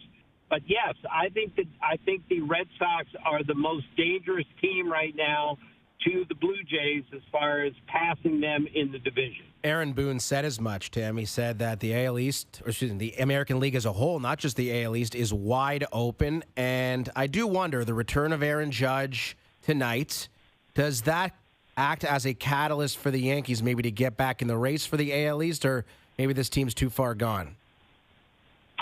Well, they're not too far gone because, again, it's a winnable division. It's a winnable American League. And, yes, getting the best player in the league back is a huge boost for the Yankees. Part of the problem is that Giancarlo Stanton, who has played awfully well here lately, he's going to either have to go to the bench, and he's hit a whole bunch of homers lately. And then if Judge can't play the outfield every day, he's going to have to DH, which means if you're going to keep Stanton in the lineup, he's going to have to play the outfield, which he's not particularly good at these days, given his lack of mobility out there. So I think this is great for the Yankees. They get their best player back, but there are complications for them that come with it. Well, how concerned should Yankees fans be? Yeah, they're getting Aaron Judge back, but the way that bullpen's looked and the acquisitions that they've made since, a couple of blown saves and some blown holds out there. I mean, what's the conversation like in New York when it comes to the bullpen right now? Yeah, this is a conversation I don't have after what they did at the trade deadline. They had 4 closers, and 4 of those closers helped lose that game last night. And the 5th one, Jake Bird, who they acquired from Colorado, ended up giving up the walk-off homer and was sent to the minor league. So I think Aaron Boone has to look at this bullpen and say, I'm not sure what we're going to do. We do have 4 choices, but one of them, Devin Williams, hasn't even been close to the same pitcher he was with the Brewers. And David Bednar's never pitched in a situation like this.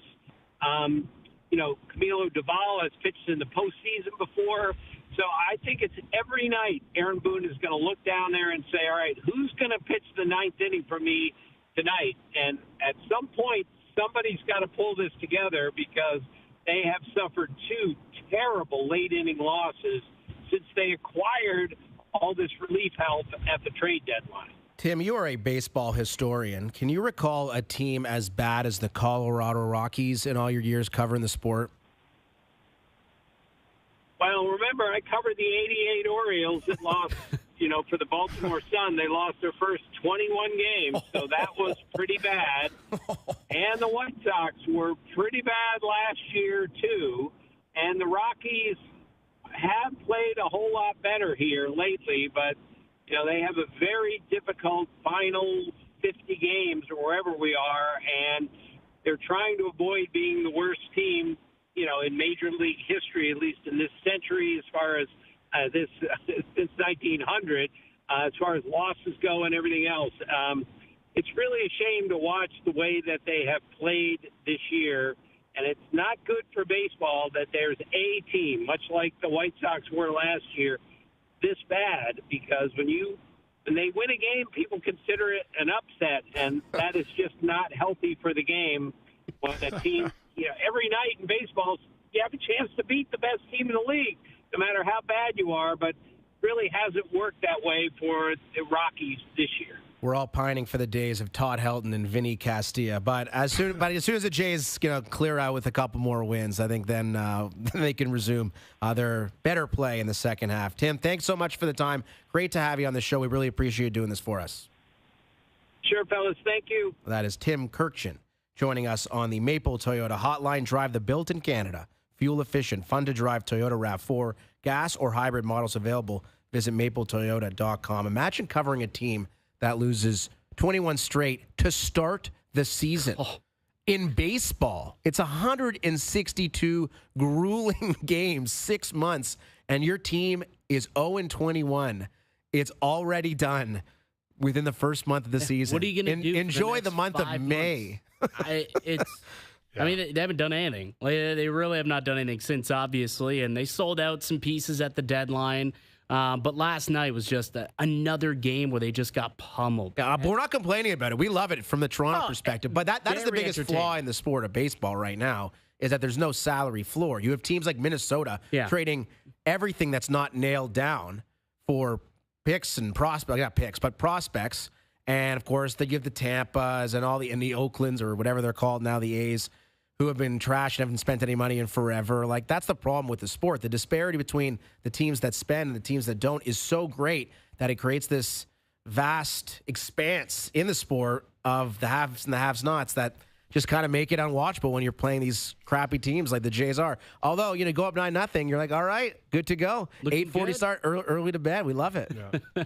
Well, I remember when they introduced the salary cap in the NHL, and we fought, we're never going to take it, this and that. And, Gary said it'll make all the teams spend, and it'll make everyone competitive. Right. And I think that you look at the NBA and the NHL, you have different guys kind of cycling through. Now, Florida's doing really well, the Florida teams, but you have success. Teams go up and down. I think that's important because fan bases, after a while, you don't want to just never think your team can win a championship. It's really, really hard. Now, I'm a fan of the Giants. Yeah, we won. It's been a while, but we won 14 years ago. That's not awful. In football, you have teams of 50, 60 years prior to the Red Sox or the Cubs winning. Yeah, no, you're absolutely right. And it just has been this eternal dismay for so many teams in baseball because they have owners who are just trying to cash the checks that they get from revenue sharing and won't spend any money. And the salary cap, the unintended consequence, or maybe it is an intended consequence, is not only is there a cap, there's also a floor, right? So these teams, that's why I just don't see Tampa and all these garbage teams going for this I don't think floor. It's gonna happen. I don't know. I don't think they want a cap, but I also don't think they want the floor. But in order to have the salary cap, you need to have a salary floor. Otherwise, it doesn't work. And we've seen that in every other sport that has this salary cap, whether it's a hard salary cap or a soft salary cap, like in other sports. So I don't know. Baseball's in a tough spot. The CBA expires in December of 2026, and there's going to be some battles. We heard about Bryce Harper and the commissioner going face to face in some kind of argument. And Bryce Harper is really rich. He's made a ton of money. But what about the guys who haven't cashed in? Yeah. And I'm sure they'd love to see a salary floor implemented, which would bring the lower middle tier players into a more respectable salary range. Yeah, I mean, keeping your homegrown talent too, Big Al. Yeah, right. You want to be, if you're a smaller market team, you have a good. You don't want to just be a farm team that just says, okay, well, he's going to name the team. The Dodgers, Yankees, Cubs, whatever. Right. So I think that's important too, to keep your homegrown stars. Yeah, I mean, think about what's the Moneyball. Right, like that was like Johnny Damon and Jason Giambi. Miguel Tejada. They all left, and he comes in. He's like, we are essentially a farm team for the Yankees and the Red Sox, and a lot of teams are that way. I mean, you look at Tampa; they don't pay anyone. Like whoever they breed, they hope they can get 5 good years out of them. They ship before they hit free agency. Boom, goodbye, David Price. Like you're out of here. Same thing. Like Baltimore for years did that. Machado, goodbye.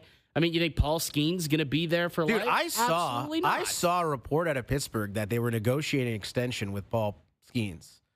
And they should. Well, they should. There is no way Skeens is staying there. If why bother? Well, if they pay, why not? Well, because you're never going to win. Because they might pay him, but they won't pay anybody else. What do you want? We saw that with A-Rod in Texas, right? He signed that massive deal. That's the problem. You want to have all the teams. Like I know people don't want to hear about that. What is it? Competitive balance, and I believe in it. I've seen it, and I believe in it. Big trade in the CFL between the Argos and the Elks, Struddy. You'll be very interested to know that the Argos have acquired American running back Spencer Brown in exchange for a 8th-round draft pick in the 2026 CFL draft. Big maneuvering in the Canadian League. I thought you were going to tell me that my guy, Niagara's own Trey Ford. Oh, Trey Ford to the Argos? Well. No. They're not using him. They have Fajardo out. They're not using Trey Ford. I guess not. We got Nick Arbuckle here in Toronto. Things will be fine until Chad Kelly returns. But yes, Spencer Brown heading to Toronto from Edmonton. That's the big news of the evening here on OverDrive. That's Strudwick. I'm Korolnik. That's Michael DeStefano. We have confirm or deny still to come. Steve Phillips will be on the show, as will Robert Turban. We got a lot of NFL stories to get to as well, boys. We got to talk about Micah Parsons, Terry McLaurin, a potential trade that Al's brother came up with, which I think is very fascinating, featuring two of the most premier receivers in the league, maybe being swapped for one another. Some discontent could be solved by Al's brother. We'll get into that a little bit later as we continue in hour 2 of OverDrive here on this Tuesday afternoon.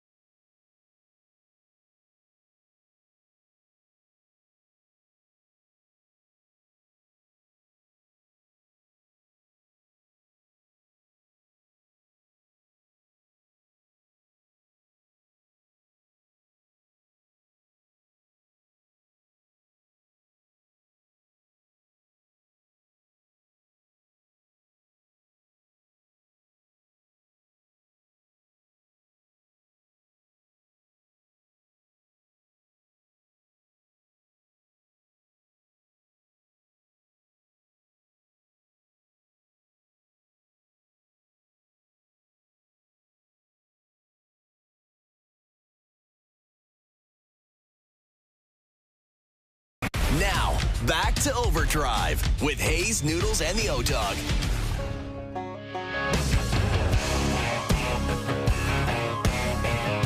It's hour 2 of OverDrive, brought to you by FanDuel, bringing you everything from the opening line to the final score. Aaron Korolnik, Jason Strudwick, Al's brother. We'll get to confirm or deny in just a moment. But, Struddy, I need your take on this story emerging from the National Football League. George Kittle was on a podcast today and revealed that the NFL will be banning all smelling salts and ammonia packets. Were you a big smelling salts guy back in your NHL days? Yeah, it just started kind of towards the end of my career. And, if I was really, sometimes you feel foggy. I think we've all woken up and you feel that way. And there are times you feel that way. So I wouldn't do it every game. You see, I think Ovi does it every game. Yeah. Not to throw him under the bus, but so if I did, I'd just give it a quick shot. But I listen. I don't know what the health concerns or risks might be for doing that, but these are adults, professional athletes. I see kids do it. I coach hockey, and I'll look over at the other bench, and a kid's got a smelling salt. You're 13 years old. I'm like, bud, you don't need that. You don't need that. The next thing he's got to chew in after the game, like smoking a vape in the locker room. Yeah, so I think that's where the parents have to be. Hey, this isn't happening. We're not doing this. So again, I don't know what the medical risks or why they shut it down. I don't know it. But they're adults at least. Kids, don't do it. So you're telling me that parents in Edmonton hockey of like 13-year-olds are buying smelling salts for their kids? And it's all over the place. Huh? This is a thing. Yeah. Absolutely. Have you ever tasted? Not tasted, but you guys ever had a shot of it? I have experienced the smelling salt. Yeah, yes. it's jarring. It's a sharp, abrupt wake up. Yes, it gets you going. But if you do it all the time, I don't think there's an effect to it, right? AK, you should try it tomorrow on the show. Yes, I think. Should we do smelling? Yeah, Doogie, it's actually a good idea. Are we allowed to do that? Yeah, I know. Corrado probably has some from his playing days. He's on the show tomorrow morning. Yeah, maybe on the drive in. Maybe Koliakovo and I in the morning should be doing smelling salts right at 6 a.m. Yeah, it would be quite the show. Could propel it to new heights. Guys are really good now. Like the 6 p.m. hour has really kicked it up. The show used to be utter trash, but now since they've started doing smelling salts, a lot more energy. And actually, an interesting story. Maybe the Cincinnati Bengals should be using smelling salts to at least the first couple of weeks. They are 1-9 since 2020 in weeks 1 and 2. And Zach Taylor, their coach, this afternoon said that they're playing their starters in the preseason, something they have not done. Burrow will be out there. Chase will be out there. Higgins will be out there. Struddy, I mean, as far as preseason and its correlation into the regular season, do you think that has an effect on what Cincinnati will be doing in the early parts of the season, or maybe they're just unrelated? Well, I think when you continue to have struggles like that, of the record you just suggested, I think you have to change something up. I don't think as a coach it's okay to say, well, let's keep doing the same thing, expect different results. So I think for this specific situation, he's trying to change it. Now, the NFL, I'm so nervous about injuries, right? So I'm like, oh, man, I don't want this to happen. But if you have a goal and you want to work on certain things, yes.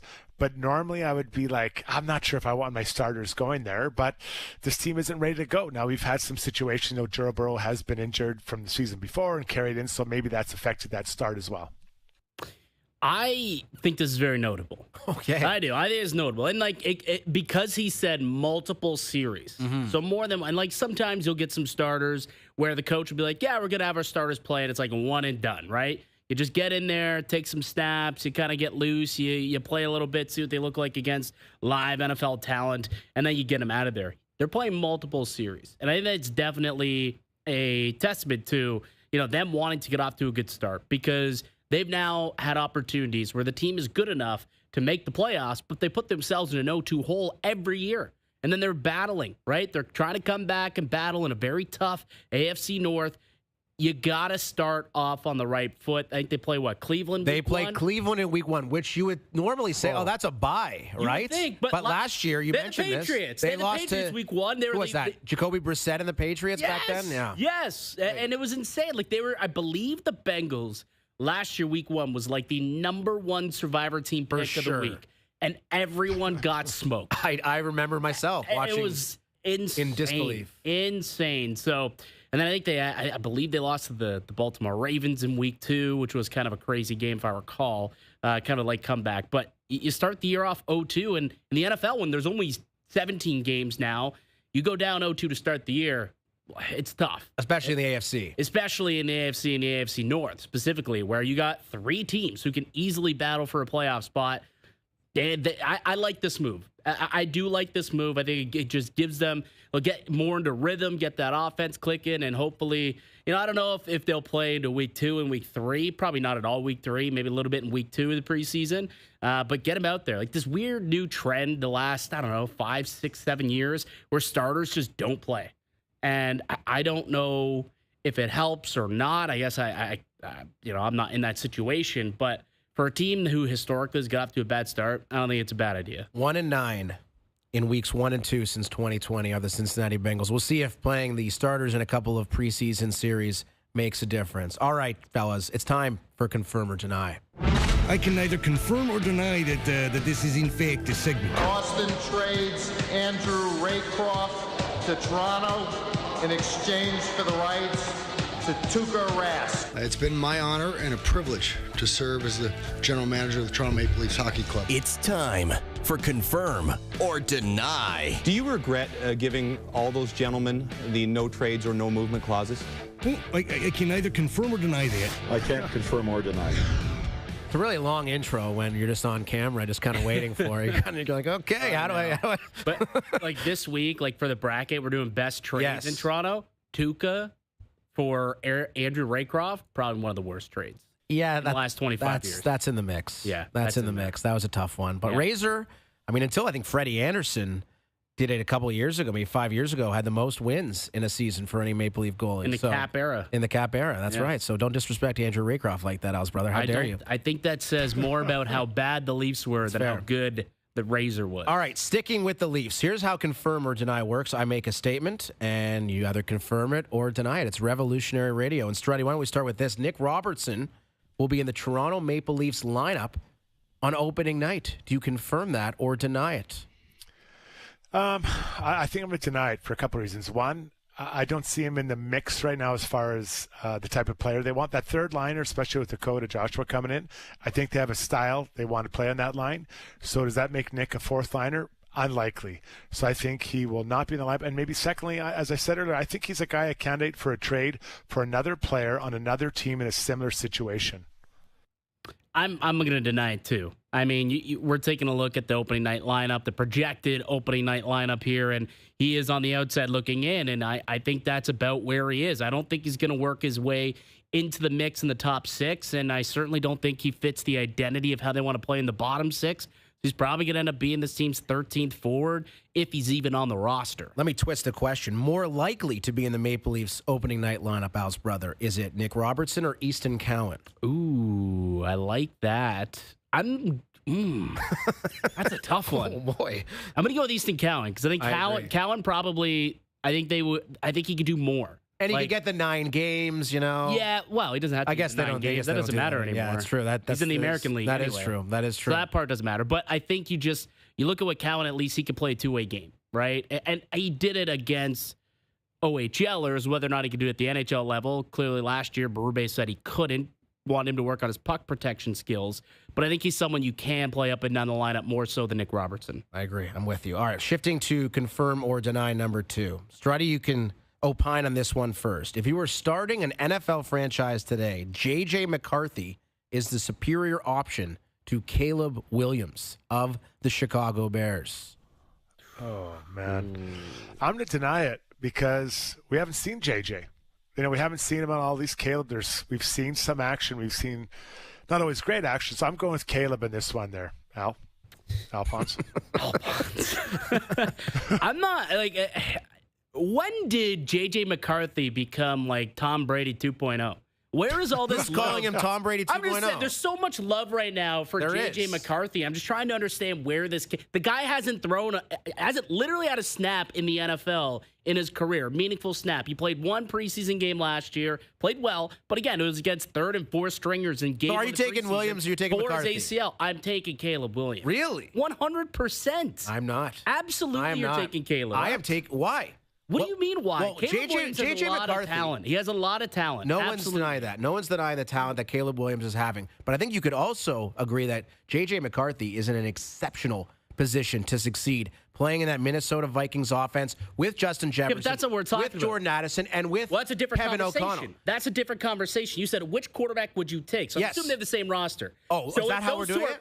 We're talking about better career, better What's option. The question? What's better the question? option to start a franchise? I guess if you You're starting a franchise. I'm taking J.J. McCarthy all day. So I'm not a believer in Caleb Williams. You have Caleb and Absolutely. J.J. currently right now in camp for the Vikings. You think J.J. wins out over Caleb? I do. I think J.J. McCarthy poised for a fantastic career, and it starts quickly for Minnesota. Side bet. You're a stiff. We'll revisit this in 15 years. You're a stiff. No, I am no stiff. Nor is Bo Bichette, and that's shifting to confirm or deny number 3. Bo Bichette will sign a long-term contract extension with the Jays before next season. What do you think of that, House brother? Confirm or deny? Before next season. I'm going to deny it. I hope I'm wrong. I really do, because I think that this team needs Bo Bichette to be at their best, and they're a much better team with him than without him. But I just think that it feels like another one of those big market American teams will come in, swoop in, give him a big money deal. And if that happens, I think he's more inclined to go back down south. At the end of the day, that's what I believe. I think he'd prefer to play down in the States than he would in America or in Canada. So I'm going to deny it. I think that's what we see happen. Yeah, I'll go confirm. I think that, he and Vlad have been together for quite a while. I think that I watched the team. They're having so much fun out there. And why would you want to continue that? They seem to have some of the trades they made. They added some arms, some guys that might be around for a while. So I think that the team is positioned pretty well. At least it feels like that for a little while. So I think that he sees that and he will sign that extension. I'm with you, Struddy. I think he's going to sign as well. I think the Blue Jays, look like? I would guess. What's it look like? And again, if I'm Bo Bichette and I'm Bo Bichette's representation, I'm looking, okay, well, Vladdy got $500 million. Can I get $225? Can I get $250?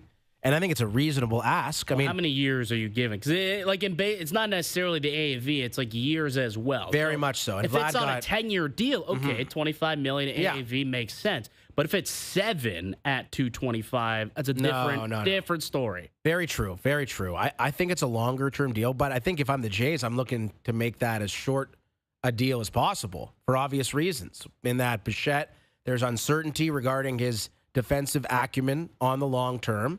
Even on the short term, how long can he stay at shortstop? And if he isn't able to play shortstop for you, where does he slot in? Is he a second baseman? Is he a third baseman? Does he move to first? Does he move to right field?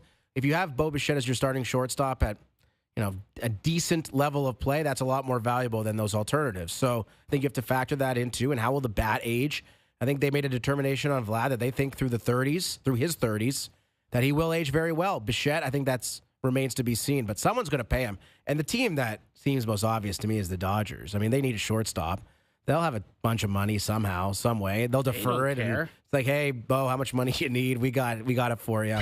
And I think Rogers is going to have to ante up for Bo Bichette because he's a very important part of this baseball team for the present and for the future. And that's a guy I'd be looking to keep. And I know there was an onus on keeping Vladdy, and they made a massive push to do so. They went probably far beyond they ever comprehended they would. I think they might have to do the same thing with Bo Bichette if they want to keep him.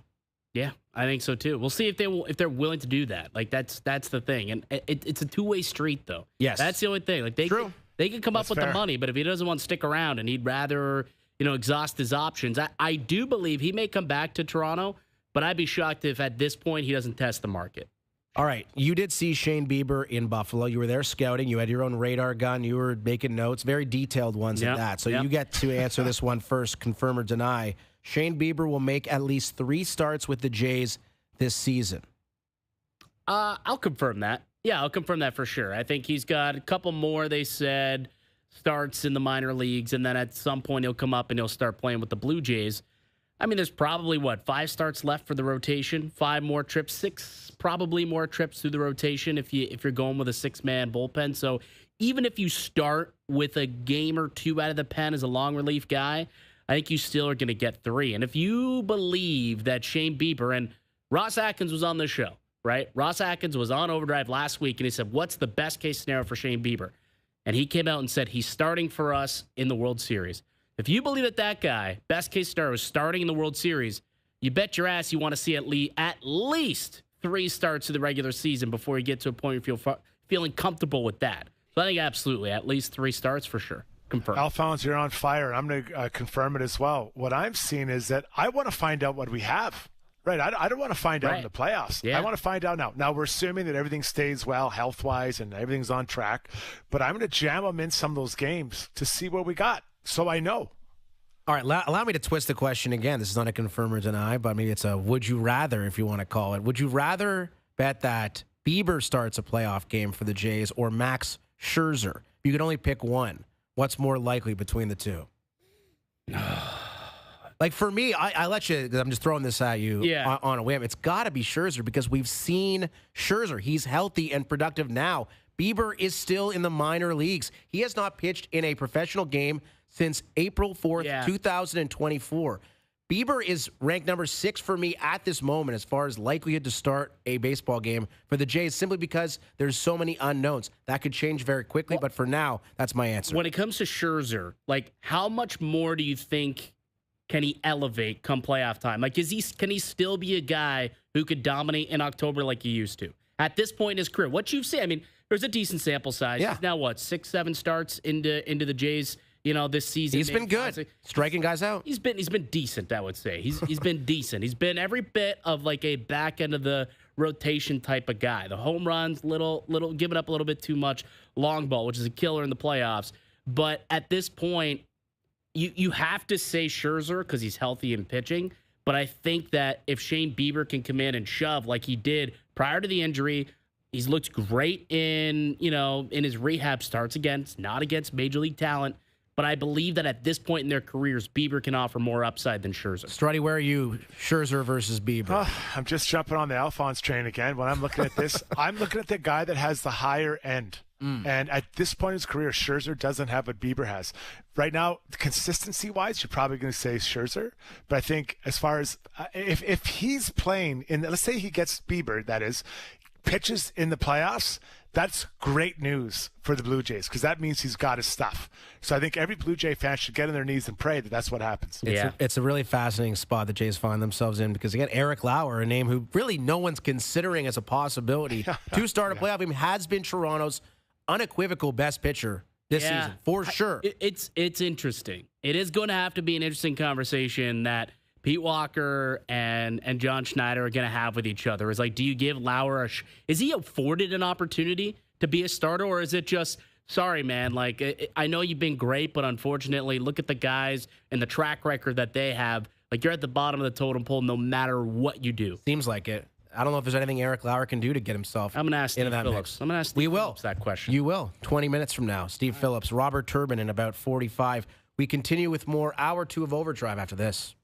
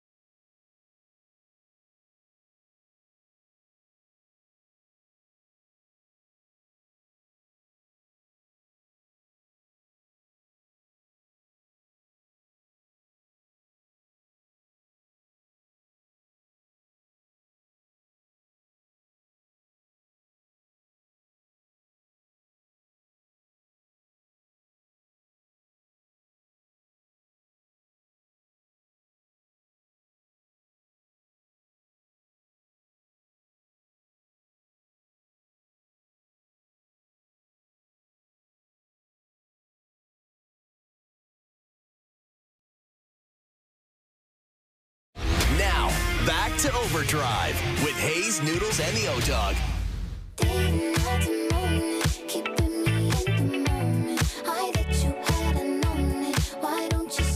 Kurkjian, Strudwick, and DeStefano until 7 o'clock. Steve Phillips in about 15 minutes as we continue here in hour 2 of Overdrive. And with the help of Healthy Planet, TSN 1050 is donating $10,000. That's what I like to see to the TDSB's Backpack and School Supplies Drive. You can help support our local students too. A $25 donation provides one backpack for a student, and $30 total ensures it includes the essentials. Donations are now being accepted through the end of September. Head to tsn1050.ca to donate today. That is a very worthy cause that we are proud to support here at TSN 1050. So we talked a lot about the NFL today for obvious reasons, and Hard Knocks debuts tonight. You guys Hard Knocks consumers on HBO? Yeah, I used to be a massive Hard Knocks consumer. I used to watch it back in the day, loved it. I have not kept tabs the last couple of years. I don't know. You don't remember the Joe Shane comments about Saquon Barkley with the Giants? Don't get me wrong. Sorry to bring that up, Struddy. Apologies. Yeah, that one was tough. The Bills are the Bills. It is the Bills tonight. So it is the Bills. I think I'm going to get sucked back in with the Bills being part of it. Oh, for sure. It's going to be huge, and I imagine James Cook and his contractual status will be prominently featured, and like his comments, and I feel like I have a pretty good feel as to how these contractual situations are going to play out. Like Micah Parsons isn't going anywhere. No. They're going to re-sign him. He's going to get Terry paid. McLaurin is going to get paid. I think Trey Hendrickson is going to get paid. The one I don't think that's going to happen the way he wants it to happen is James Cook with the Bills. He wants to be paid like one of the top running backs in the NFL, and they have a guy behind him, and Ray Davis, who I think could maybe do 95% of what James Cook can do. I'm a big fan of Ray Davis, 4th-round rookie at Kentucky last year, entering year number 2. I just don't think the leverage is there for Cook like it is for the other 3 guys, House brother. No, I agree. Like it comes down to workload. And we even saw like Kyron Williams got paid today with the Rams. Kyron Williams was used, I think he had 46% of touches, all touches for that Rams offense last year. So his usage is high, the highest of any player in the NFL, and he only got $11 million, right? With guaranteed. Rams. So 11 per year. 11 per year, yeah. 3-year deal, $33 million, 11 per year. That's about where I see James Cook in that range. I don't see him like the Saquon Barkleys of that ilk, where they're making 13, 14, 15, Jonathan Taylor. Like, he's not that. He's not going to be that because he's not as valuable to the Bills in the way that those guys are valuable to their teams. And that's ultimately why I think you look at why he's different. Because they have a replay, like you said, Ray Davis can come in and do a lot of it. He's not as good. I don't believe he's good, but he can come in and he can replace things for a heck of a lot cheaper. He's on a rookie deal, and it will be for the next 2 years. So it doesn't make sense to go all in and pay him $15+ million a year on a long-term contract. We will continue this conversation in hour 3 when Robert Turban, former NFL running back, joins the program. We're looking forward to that. Steve Phillips as well. It's Kurkjian, it's Strudwick, it's DeStefano as hour 2. We say farewell. Hour 3 is next.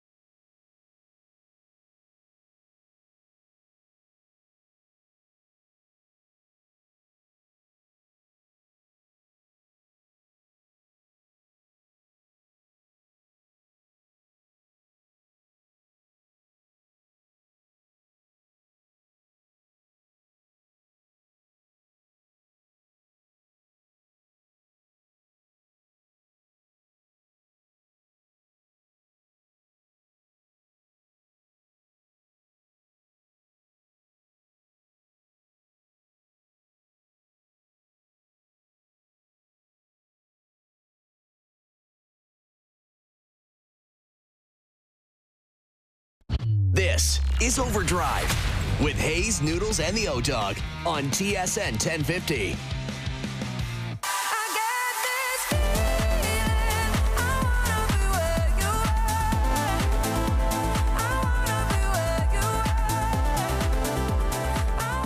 It is hour 3 of OverDrive on this Tuesday afternoon. Korolnik, Strudwick, and DeStefano with you. OverDrive is brought to you by FanDuel, bringing you everything from the opening line to the final score. You may notice I'm now on the headphones as opposed to the IFB I was wearing before. The reason is, I think I tore the thing out of the headset here by mistake, and I found a pair of headphones that were sitting adjacent to this desk. I have no idea who wore them. That's so scary. I did not even clean them because there was no time. It was about 45 seconds. I'm pretty sure, Struddy, you might have been on the show, actually. Like a couple weeks ago, I believe Hayes had a similar situation, or he forgot his headphones and then had to throw those in the ears. And now they're in your ears, and there's been no cleanage since. I think another pandemic is on the verge of starting, and it could be because of the headphones I just put in my ears, Struddy. Yeah, you're the kind of guy that shares swimming trunks with another man, right? Like, just absolutely. I've got a pair you can borrow. No, you can't. And I won't. I'd rather skinny dip in cold water than wear someone else's swim trunks. It's not happening. Yeah. Well, if I'm not on the show tomorrow, you'll know why. It's the headphones have caused a major issue with my... You end up with infected ears that'll pop out like a... I hope not. Elephant. I really hope that's not the case. Anyways, we've got a great hour ahead. Steve Phillips going to join us in about 3 minutes. The lineup is out for the Toronto Blue Jays as they look to best the performance they had last night against the Colorado Rockies, where they won by 14 runs. And the Jays, we discussed this in hour 2, Al's brother, are not that heavy of favorites against perhaps the worst team in the history of Major League Baseball. And I know you've been going through the lineup, pouring through the data. Anything surprise you with regards to what the Jays are putting out against the Rockies this evening? Tonight, it's just deep. Like, it's such a deep lineup. You're going down the list. You got, like, Varsho and Clement as, like, your 7th and 8th hitters. It's true. Clement was, 5 for 5 last night? You got him in the 7 hole? Varsho hit a massive home run last night. Big bomb. You got him in your 8 hole. And then Ty France came in, pinch hit, got a hit. Like, it's the depth. That's what sticks out to me about this Blue Jays lineup. It is so deep. And hopefully they can continue to kind of swing the hot bat like they did last night. Let's hope so. Something to chew on is brought to you by Boston Pizzas, Canada's #1 favorite sports bar. Enjoy a $15 lunch at BP where you get an entree, a side, and a drink, and you'll get it all in 20 minutes or less. A fast lunch doesn't have to be fast food. See you for a $15 fast lunch at your local Boston Pizza. The question today, something to chew on. Will the Blue Jays win the American League East? They're 3 games up on the Boston Red Sox. They are 5.5 games up on the New York Yankees. When it comes to the chewing perspective, Al's brother, and Boston Pizza, which side are you on? Do you think the Jays ultimately hold it down and win the division for the first time in a decade? The Red Sox are starting to scare me a little. A little bit. A little bit. Like, it's funny, for weeks we've been talking about how it's the Blue Jays and the Yankees. The Blue Jays and the Yankees.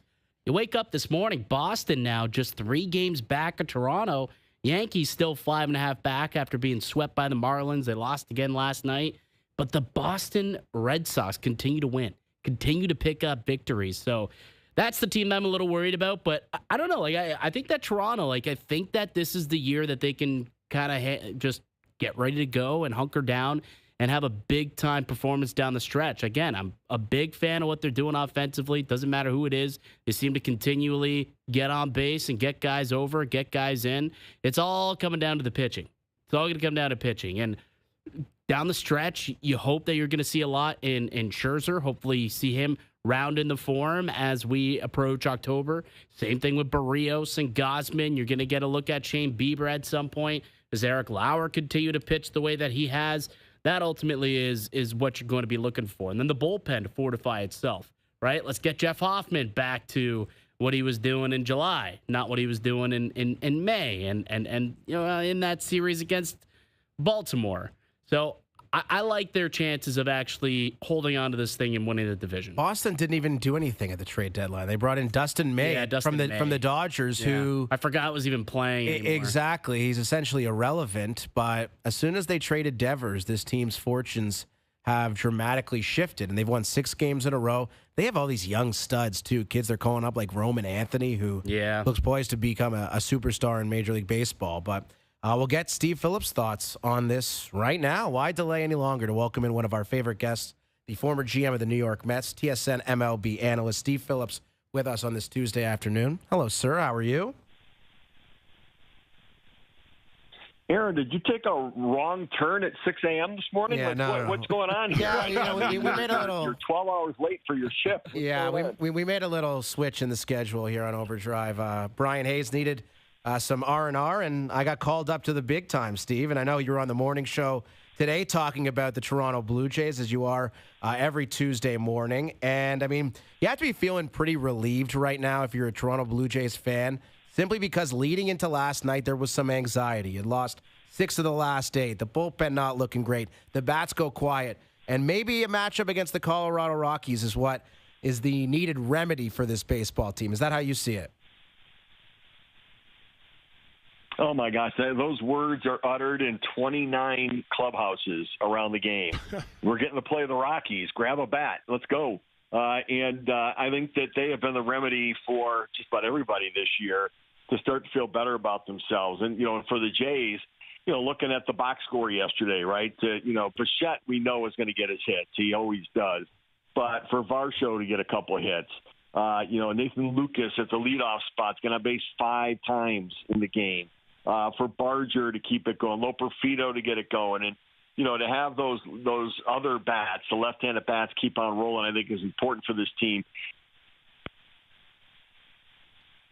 Yeah, I think the connection on Steve wasn't good. Let's give him a ring back. You never want to hear the delay. The delay is always the most foreboding. There was a click at the end there, too. He lost us. Yeah, he was very excited to hear me in the afternoon as opposed to the morning. He's probably miserable to hear me in the morning as we wake up around the same time. He does morning radio as well, does Steve Phillips. Like the converted starter converted into the closer. Yeah. Like Jeff Hoffman at one point when he was drafted. Right. I prefer Mariano Rivera personally. We're not going to go Rivera quite yet. Hazy B's the Rivera. Oh, no. He's like the Kurt Schilling, the Randy Johnson. He starts the game and closes the game is Roy what Halladay. he does. Yeah, sure, Roy Halladay. Roy Halladay would work as well. So while we effort to get Steve back on the show, again, the Jays taking on the Colorado Rockies. Game 2 tonight. They beat the Rockies 15-1 last night, and I think Blue Jays fans are hoping for a very similar result. So, Steve, I know you're back on the line. I am curious to know what you think about this Eric Lauer situation that the Jays are facing, because this is a good thing. This is a good dilemma. They have 5 really quality starters, perhaps 6 as soon as Shane Bieber's ready to return. How do you see this all playing out as the month of August continues? Oh, I go to a 6-man rotation. I do. I don't take Lauer out of a rotation at all. I go to a 6-man. And I think that it benefits everybody. I think it benefits Scherzer to keep him healthy. For Bieber coming back from surgery, it helps him. And I think for the big three of Bassett and Barrios and Gausman, I think them getting, an extra bit of time between starts just to have that extra little zip on their pitches, especially in August and September, I think is important. And I think going into the playoffs, you want to have everybody fresh and everybody strong. And it's not just about getting there, it's about winning once you get there. And I really do think that a 6-man rotation makes sense for the Jays for a lot of reasons, to keep everybody healthy and strong and even better for the postseason. So I would go to that. And there's no way I'm shutting down Lauer out of the rotation. Now, once you get to the playoffs, if you don't need 5 starters, obviously, and 6 starters in the postseason, maybe Lauer goes into a bullpen role and supplements from the left side. But I think for right now, I keep giving him the ball. I'm certainly not going to ease him out. Plus, I like the idea of the different look from the left side, breaking up the right-handers and giving a bit of a different look with it all. So I think he's earned the right to keep getting the baseball every 5th or 6th day. Well, you mentioned that, for now you're going to keep giving him the baseball, but unsure what it looks like in the postseason. Like, is there anything he can do between now and October to earn a look as a postseason starter for the Blue Jays? Or is it, just going to really go to the veterans ahead of him who are a little bit more solidified in their roles? Yeah, I think that I keep an open mind about it. Because it's not only going to be him pitching well, is what are the other guys doing? And And I mean, listen, as a staff, they've got a 4+ ERA. They're ranked like 21st, 22nd in baseball in starting pitching ERA. So it's not like the other guys have been shut down. So I think that as you get closer, I think you have to keep an open mind about the hot hand, and it's not just about is Lauer continuing to pitch well. What are the other guys doing? And if the other guys are, sort of middling or middle of the road, then I think you have to, make a hard decision for yourself and do that. And remember, this is about the team. It's not about feelings. And the goal is to win the games and win postseason series. And sometimes you have to make really hard decisions when you do that. So, as it stands right now, I think that he's part of the equation. But he's got to keep doing what he's doing, and then I think you evaluate everybody else is doing as well. Steve, what about as far as the batting lineup and Varshall's back now and trying to find different combinations against different pitchers or different teams? Is he going to see a lot of that from Schneider as we head through the stretch here?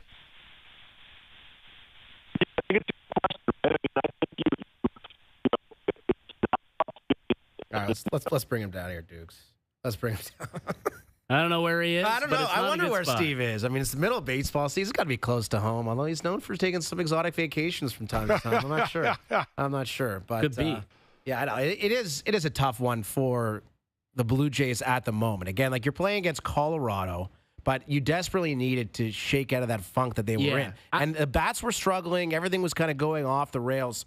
Sometimes a professional team just needs some wins and some very convincing ones to get back going. I want to piggyback, though, on Struddy's question that he was asking. Like, when you look at the lineup here, and it's absolutely been shuffled around for the last little bit, as you get it closer to the postseason, like, is there going to be some importance on trying to settle in on a lineup, or do you think that it could remain fluid all throughout? Like, does it matter? Well, we're just seeing Dalton Varsho return to the lineup. That's a new thing. Anthony Santander, maybe he comes back. Maybe he doesn't. Maybe like at the top of the lineup. Like tonight you got Lucas, right? He's leading off. But we've seen Clement lead off. We've seen Loper Fido. We've seen Davis Schneider, right? Like we've seen a lot of guys lead off. And right now you got Loper Fido, right? Sometimes hitting in the 1 hole, the 2 hole, the 3 hole. Tonight he's in the 7th hole. Well, I do think that's a testament to the quality work that John Schneider has done this season, is that he has been moving things around constantly when it comes to his batting lineup, because guys have been in and out all year. Think about Springer and Kirk the past couple of weeks. They've been out. Of course, Santander has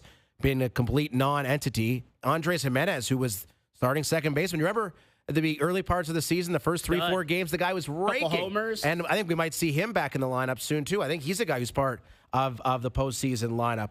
Steve, sticking with the Blue Jays batting lineup, Bo Bichette, 2 homers, 6 RBIs. What, if anything, can the Blue Jays do to try to retain this guy long-term, or is it an inevitability that he goes to market and potentially elsewhere? Well, it's inevitable. I think he goes to market right now. I mean, if I'm his agent, I'm going to wait. I'm going to tell him, look, let's not engage right now. Let's go out there, finish strong. You're tearing it up. Keep doing your thing. And if you want to go back to Toronto, then great. Keep playing like you are, and we'll make a deal with them. But we're going to squeeze every last little bit out of it. In the meantime, though, you want other people in. You want to be able to market yourself. And so I think that it's likely that he goes out there and he becomes a free agent, and teams start to court him a little bit. And the Jays are going to have to play that game, like he was somebody else's player that they want to bring to Toronto. And I think he's open to it. I know people kept saying, no, he doesn't want to be there. I don't see that or buy that at all. He really likes Vladimir Guerrero Jr. They're friends. I think that he's enjoying this season. And when things are going well, he loves Toronto. The times that he's been down has been more about his own performance than anything else. So I think it's going to, it's probably going to get to $200 million to get him signed. And if it doesn't go too far beyond that, I think the Jays have to be playing in that range. Well, Steve, how different are those conversations today than they would have been in the winter coming off that down year? Yeah, I think that it was a non-starter. I think from Bichette's position, he had lost about 2 years or parts of 2 years with injuries and underperformance, and it made no sense for him to try to negotiate at that point. I mean, he wanted to negotiate like the guy who in the past led the league in hits. And he's like, I want to be paid like that guy. And they're like, well, we can't. You haven't been that guy for a couple of years. So there really wasn't a starting point to make an agreement.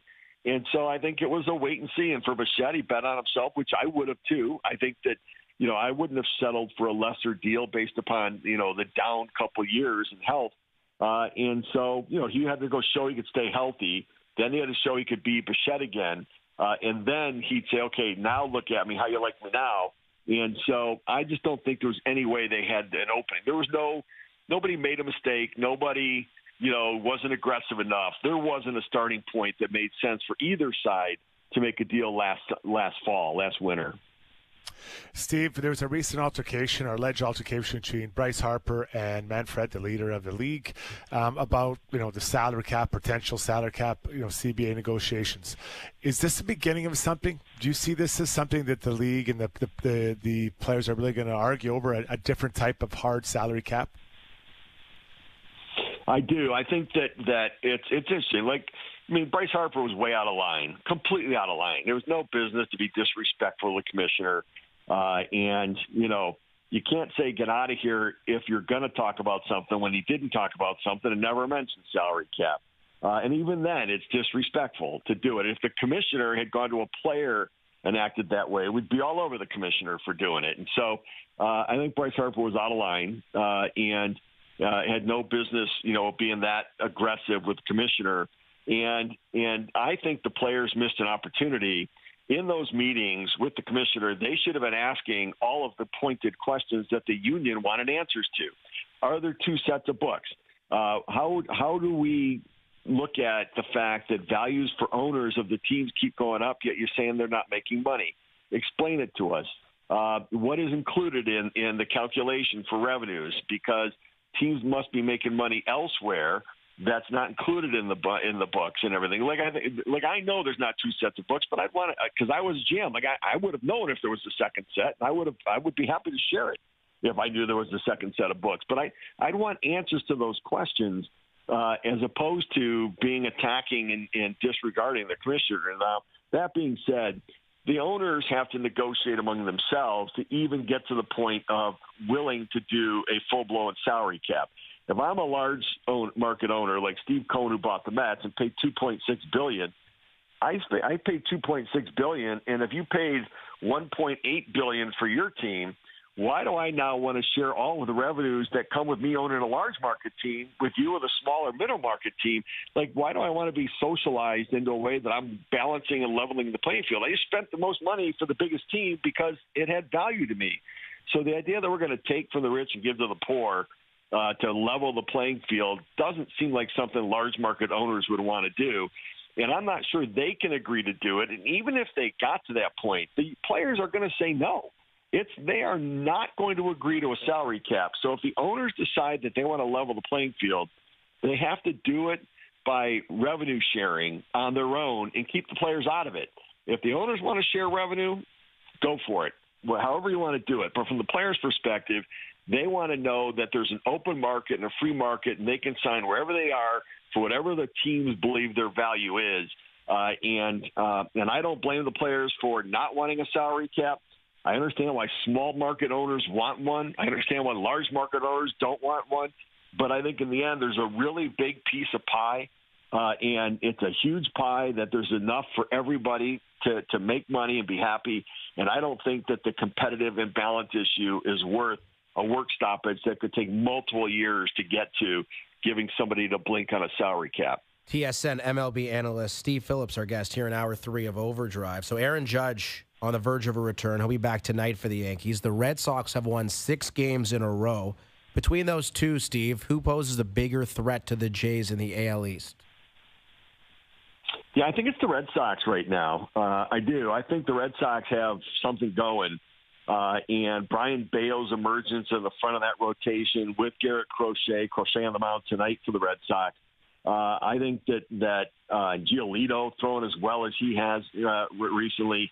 I think that I do think the Red Sox are a scarier team right now for me than the Yankees. The Yankees have a lot of stuff they're dealing with. In fact, they're tied with the White Sox since July 1st with the same record. They've won as many games as the White Sox have since July 1st. So they've not played very good baseball. They're 5-18 on the road since June 13th. They've made 21 errors in that period of time on the road, and so they're really crumbling right now. They're a good team, but they're playing like they're a last place team, and New York Yankee fans are acting like that they're the Colorado Rockies and everybody's got to go. And I mean, it's crazy, the panic that is set in New York right now around the Yankees. And I think all that does is compound the losing on their part. Steve, I want to go back to Shane Bieber really quickly. Made another rehab start over the weekend in Buffalo, went 5 innings, gave a couple runs, struck out 6. But, what are you looking for? The stats and the soft numbers, they're nice to look at. But what exactly, are the Jays looking for? And how will you know if Bieber is kind of back to being his ace self? Yeah, I think right now, you'll only really figure that out at the major league level. But, I think the thing about Shane Bieber is that he throws strikes. Right? He rarely walks people. I mean, he pounds the strike zone with his stuff, and he gets swings and misses. And he's done that throughout his rehab assignment. So I think it's really just about recovery between starts. How does he feel? And, I think at some point, you go 5 innings at the AAA level, for me, you're ready to be a big league pitcher. And so, from my perspective, whether he needs another rehab start or not remains to be seen. But I think he's at the point of being ready enough to bring him in and take your chances with him. And I like him a lot, and I'm hoping that he pitches well enough that he pitches well for them, but that he doesn't want to opt out of the deal for next year, and they can get him at next year for $16 million because he's a really good pitcher when he's fully healthy. Steve, thank you for the time. You were just as pleasant to speak to at 6 p.m. as you are at 6 a.m. It's great to have you with us, and we appreciate you doing this. No, my pleasure, guys. Sorry for the phone sort of crapping out a couple times, but always happy to be on with you. All right, we love it. That is Steve Phillips, our MLB analyst. Yeah, the phones, Struddy, you've done countless radio hits throughout the years. It's a very finicky thing. Sometimes you're just in the wrong spot, and the cell service is garbage, and just can't get anything concrete. That's what happened to our man Steve Phillips. It's a shame. Oh, it's so hard. I used to host a nighttime show. And I was not only dealing with maybe some sketchy lines, also some people had a few drinks, my guess, by 9, 10, 11 o'clock Edmonton time. You're getting past midnight out east. And so you'd be like, I could just hear it. Oh, there's whatever, Jason Strudwick on that line. Oh, God, this guy's had a couple drinks. So you're like, please just keep it because I just need 10 minutes out of you. I can't talk about anything, after 11. So both are challenges. I think I'd rather deal with the lines because it's more predictable, or at least what could happen compared to someone who's had a few drinks. Yeah, there's a famous TSN 1050 store in the early days. I've been working here basically my entire professional career since 2011, and someone was asked for their Grey Cup prediction, and they predicted the Patriots would win the Grey Cup because they had quite a night the night prior, would be my guess. Oh. So I don't think maybe the Patriots were in the CFL. They might have a chance to win the Grey Cup, but yeah, that could pose a problem for you after a night of intoxication. Maybe not making the most astute points when it comes to sports radio. So, yeah, I can only imagine some of the nighttime stuff that you had to deal with. Oh, it's crazy. Over the years. Robert Turban's going to call into the show. On the other side, former NFL running back, Sirius XM NFL radio analyst. Got to talk about the hold-ins, Parsons and McLaurin and Cook, Hendrickson. Who am I missing? Not a lot of actual NFL talk. Seemingly, everybody wants to talk about the guys who aren't in action as opposed to the guys that are. But we will talk about a lot of things, including the Buffalo Bills, who are featured in Hard Knocks on HBO as well. Robert Turban on the other side. This is Hour 3 of Overdrive here on TSN 2, TSN 1050, and TSN's YouTube channel.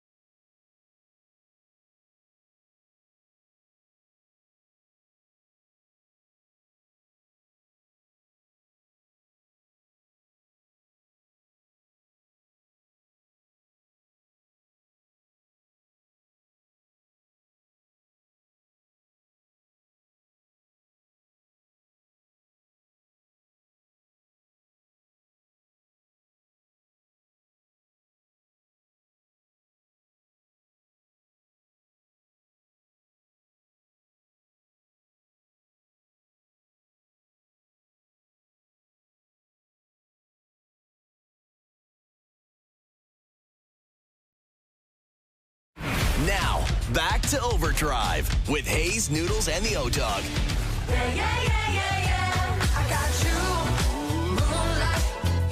Robert Turban will call in a couple of minutes. We continue here in Hour 3 of Overdrive. Korolnik, Strudwick, and Al's brother.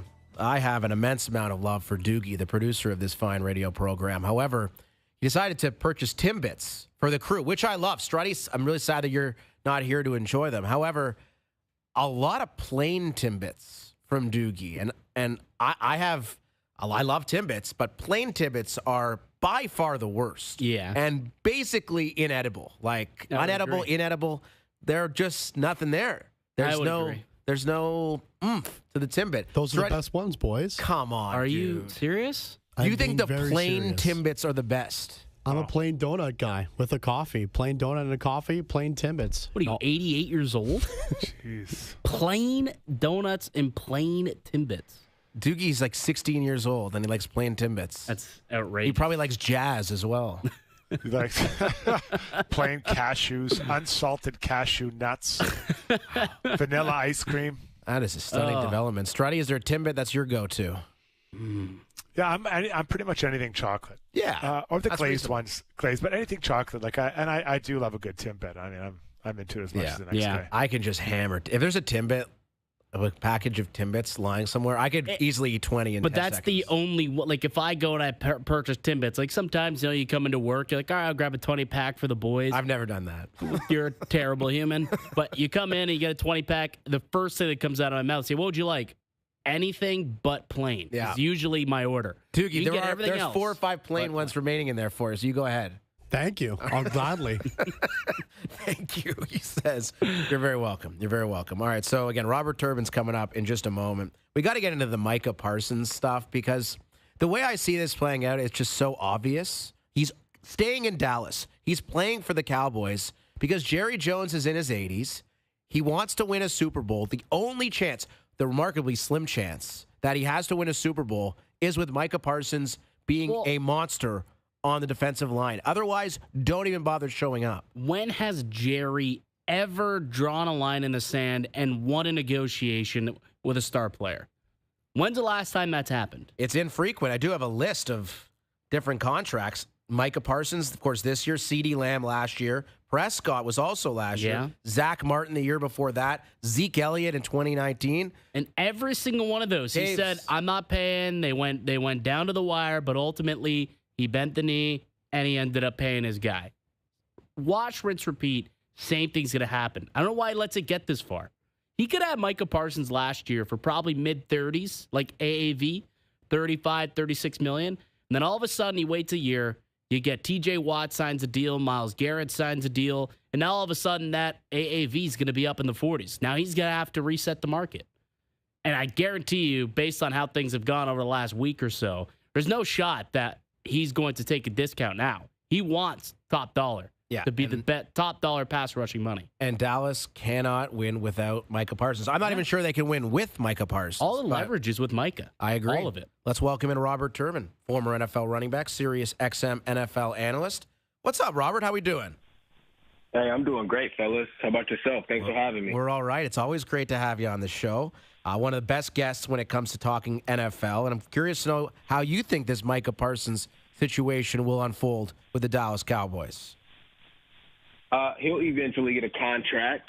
It'll be some give and take on both sides. But, I think by the time the season starts, he'll have a contract and he'll be a Dallas Cowboy. The relationship will be, probably a little bit rocky, but it always ends up being mended. It was mended with Dak Prescott. It was mended with CeeDee Lamb. You can go back to Des Bryant and some other players. They always end up working it out. Yeah, my question, though, you think Jerry Jones knows that the contract's coming? It seems like everyone else in the world is well aware that Micah Parsons is going to end up getting his deal. You think Jerry knows that? He's just playing this out for what reason? I don't know. Yeah, Jerry knows, look, he said in his presser, he's been doing this 30 years or whatever it is. He knows the contract is coming. He just likes to, it seems like he just, he likes to try to hold the keys. He likes to try to, be in charge in some ways, be in control. It's probably a better word to use. But at the end of the day, he knows, like everybody, the contract is going to get done one way or another. Another kind of contract standoff that we have right now around the NFL, especially of interest here in Toronto, right down the road, you got Buffalo, James Cook, a member of your running back community, a little hold-in situation. How do you think that plans out? Do you think he gets the contract he wants to?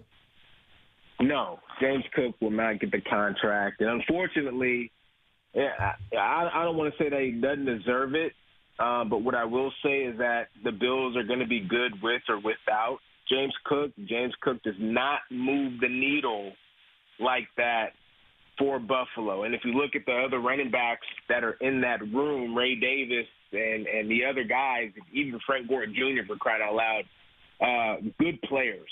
And they showed that they could be impactful in the run game when James Cook was hurt last year. And the bottom line is James Cook is not a top 10 running back in the league. So the hold-in is, I hate to say it's laughable, but what I'm trying to say is that he just doesn't move the needle for that team for them to want to give him likely the type of contract that he wants. So I don't think he's going to get paid. And I don't think after this season he'll be a Buffalo Bill. When you look at the situation in Washington with McLaurin, is it closer to what's going to play out in Buffalo, or do you think in Dallas? No, I think more Dallas. I mean, you want to talk about a guy that moves the needle.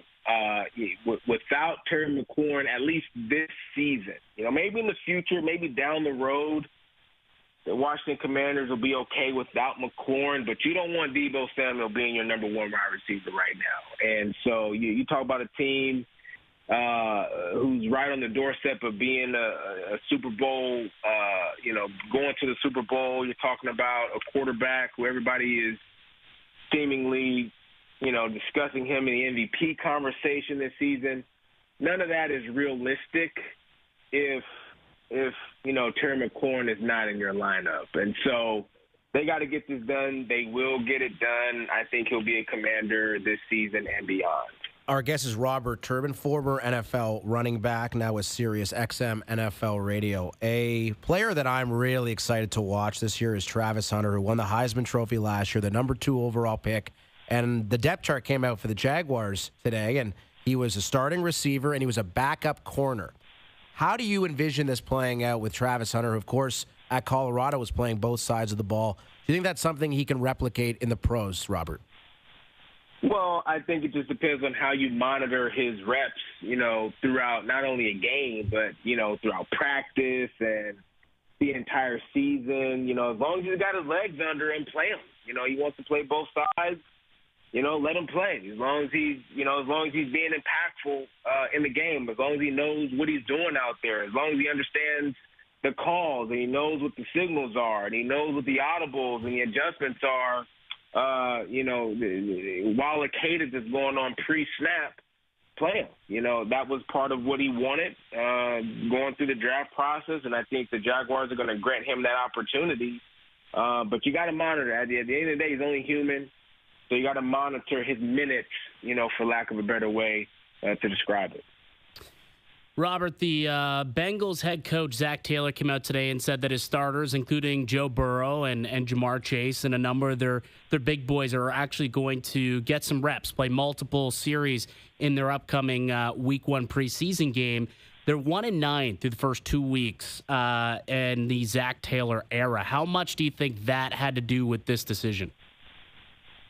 I think it had a lot to do with it. You look at a team like the Kansas City Chiefs, who have been dominating the AFC now for a number of years. Patrick Mahomes is always playing in Week 1 of the preseason. So there's something to getting out there, getting lathered up, playing full speed, getting the competition, and using that momentum or at least gaining that rhythm heading into Week 1 of the regular season. The Bengals cannot continue to have slow starts and then expect to be the Bengals team that beat the Chiefs in the playoffs a few years ago. So they're hoping for a faster start to the year. And I think that's why you see Coach Zach Taylor making this decision to play his starters in Week 1 preseason. It seems like the Cleveland Browns have enough quarterbacks just to play all offensive lines. So how do you see this packed quarterback room working with Joe Flacco, Shedeur Sanders, and company? Well, I think Joe Flacco is going to end up being the starter, but I think that the Browns are happy that they're in this situation. Honestly, since Baker Mayfield, of all people, left the team, they really haven't had any consistent quarterback play other than the year a couple years ago when they got Joe Flacco late in the season and they were able to go to the playoffs. So I think it's great that what they created. What they created was competition. And there's always competition at every position on the field during training camp, except 99% of the time at quarterback there's not, okay? Well, they've created some competition there, and it's a good problem to have. It gives Coach Stefanski a real opportunity to really sit back and really dissect the tape and really evaluate what he's got there and who he wants to be the starter for the entire year this year. Not one of these guys that you're going to, plug in and maybe have to pull 4 weeks later. Coach Stefanski is looking for the guy who can be the starter for 17 games this season. And so he's letting all 4 and now 5 of these guys. You want to throw in Snoop Huntley in there, who was recently signed. Let him duke it out and let the best man win. Our guest is Robert Turban. So let's talk about the AFC East. I think we know the Buffalo Bills, barring some catastrophe, will win the division. If you had to pick between the Dolphins, the Patriots, and the Jets to finish second, who is your bet of those 3, Robert? Well, it's not going to be the Dolphins. I'll tell you that right now. Until the Dolphins can, I don't know, I guess, first of all, prove that they can win when it's cold outside. But secondly, show that they have like an actual team, with culture and leadership and all those kinds of things. I'm kind of out on the Dolphins. It's a tough one between the Jets and the Patriots.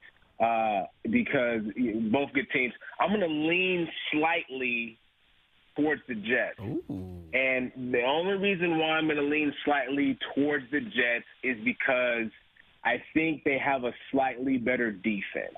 And we're talking about a defense that was, once upon a time, they took a step back last season, but in seasons prior to that, those young players, we're talking about a really, really good defense when Robert Saleh was the head coach, and they got a lot of those same players that are still there. Now, obviously, there was some disconnect last season, but I think that's more of an anomaly as opposed to that's who they really are. And so because they've always had a strong defense, I think that'll show up again this year.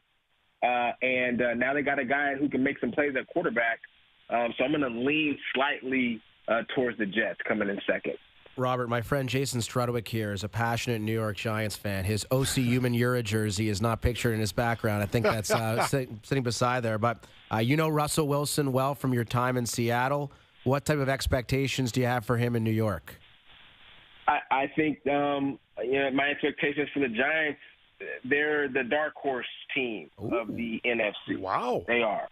They're the dark horse team in the NFC. Because they've upgraded defensively. They're going to have a strong pass rush. And all the attention is centered around Jackson Dart and Russell Wilson, and it should be. But I wouldn't ignore the surrounding parts, to the quarterback on offense. They've got a strong run game with Tyrone Tracy Jr. All he needs to do is be more consistent, hold on to the football. But Cam Scatterboo is having a nice training camp. He's going to be an added value to that run game. We already know what Malik Neighbors brings to the table. They've got decent wide receivers and a tight end centered around these guys. The offensive line has struggled in years past, but they've upgraded there this season. They just got to go out there and prove it and put it on tape.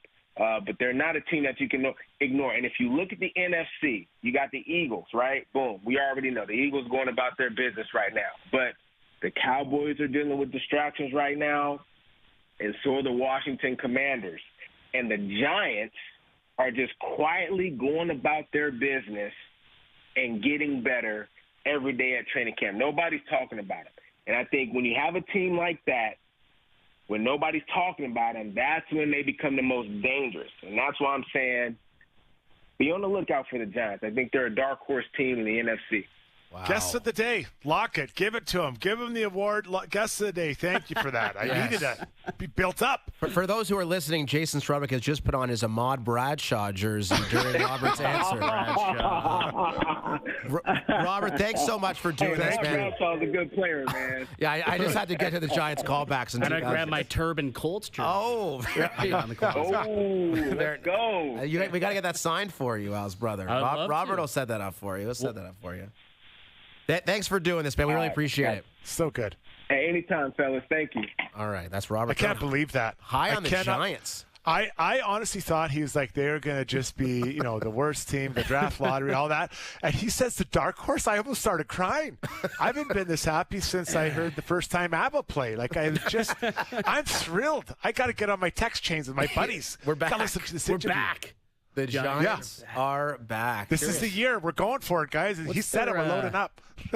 Check and see the odds to win the NFC. If anyone would like to bet on the Giants to win the NFC, I will take that bet. I will book that for you. The NFC. You can reach out to me. I don't know, dark horse in the division. Like I don't even know if they make the playoffs. No, they're not making. They're not making the play. They're not making the playoffs. I'm sorry, Struddy. I don't. Think I love Robert That's Turban. what a dark horse means, though. Yeah. That means you are a playoff team. And I agree. Roberto say it. That is. I think we got it. I That'd just be totally wild. made my day. I just talked to someone today. Said we'll be lucky to get 3 wins. I'm hearing 500. That's what I'm hearing from Robert. Well, the vibes are a lot higher in New York than they are in Miami. I want to play this clip from Mike McDaniel, the coach of the Miami Dolphins, from earlier today. He had some ominous comments earlier this week about Tyreek Hill, and here's what he had to say earlier this afternoon. You should stand corrected. Good morning. False. Great morning. Let's go. Why great? What makes this one great? Because we're another day closer to death.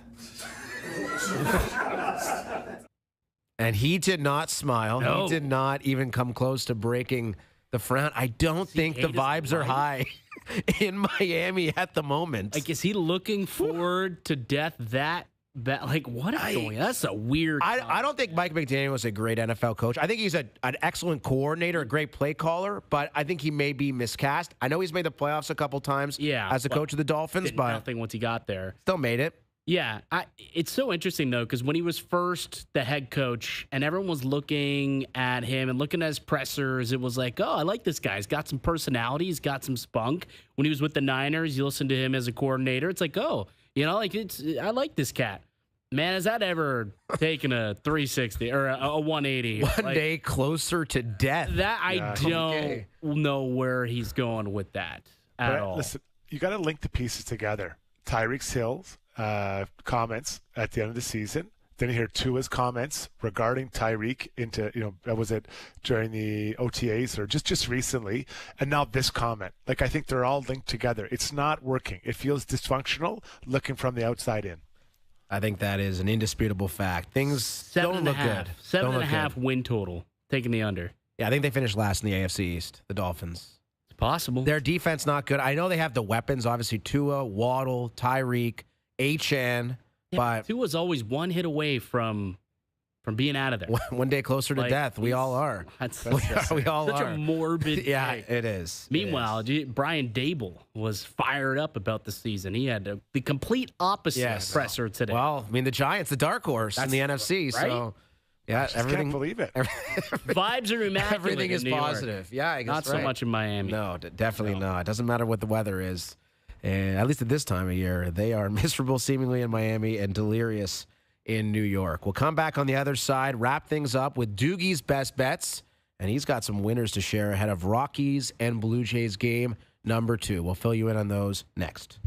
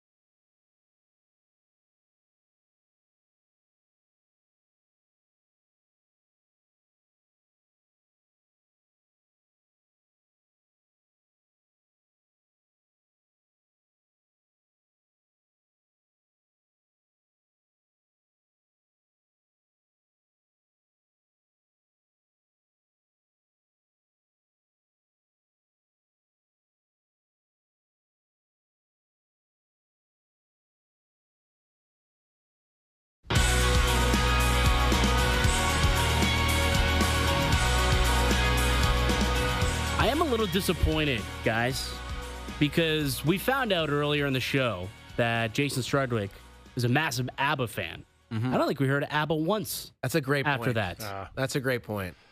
Would you like to defend yourself, JP? Yeah, you know what? Fair enough. Slight oversight on my part. I got He's taking to defend. responsibility. He's been exceptional, aside from the lack of ABBA. Yeah. But Outside of that, probably should have played some ABBA. Maybe to close the show. You know, you still got a couple Dancing minutes Queen? here. Dancing Queen to say goodbye to Waterloo. Struddy. Coming off a long weekend, I was a Dancing little Queen's- sloppy today, that's all. Yeah. Waterloo's such a good song. You might want to go that way. I don't know. All right, It's up to you. Waterloo Live in a your own couple life. minutes. First, today's best bets are powered by FanDuel. Make your picks and assemble a same-game parlay in seconds on the FanDuel Sportsbook app. These are part of Doogie's surgical bets. I know you're not privy to the Ontario sportsbooks in Alberta, Struddy, but FanDuel has Doogie's surgical bets prominently featured along the banner, and it is must-click for anyone who likes to win wagers. Here's what he's got tonight. Plus 429 SGP. Over 11.5 runs. Jose Barrios, 5+ Ks. Vlad Jr., 2+ total bases. I like those. Ooh, I like that those a lot, Doogie. 16 runs last night. I think Barrios gets hit around quite a bit at Coors Field, but the Jays still win. They'll win like 9-5. My prediction. I think that's a good bet. No, bet there. I think the Rockies strike out a ton. Yeah, so take me over there. I like it. I like that. It's good value too to get over 400 on those 3 bets. It's pretty good value. Not bad. Today's best bet's powered by FanDuel. The first inning means as much as the 9th when you bet baseball on the FanDuel Sportsbook app. Please play responsibly. 18+ and physically located in Ontario. Struddy, you throwing out the first pitch anywhere tonight, or what's the plan? I'm still tired from last Friday. I gotta be careful, right? I'm not a spring chicken anymore, so maybe once this summer's all I got. That's probably a good idea. I went to the driving range for the first time this year. I'm not a big golfer, but I went to the range for the first time this year last week.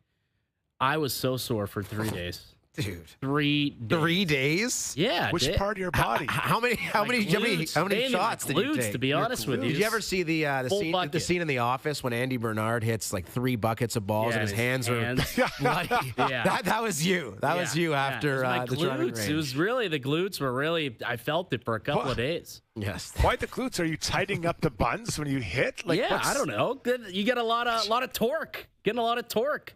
I'd watched Happy Gilmore too, like the night before, so I was trying to you got fired up. Trying to really get the torque on the hip there. Yeah.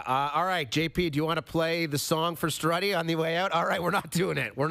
Sorry, Struddy. Oh, we'll text it to you in the group chat. Dancing Queen. Al's brother, please do not sing on national TV. That is very inadvisable. Thanks for being with us for the last 3 hours. We'll be back tomorrow, 4 p.m.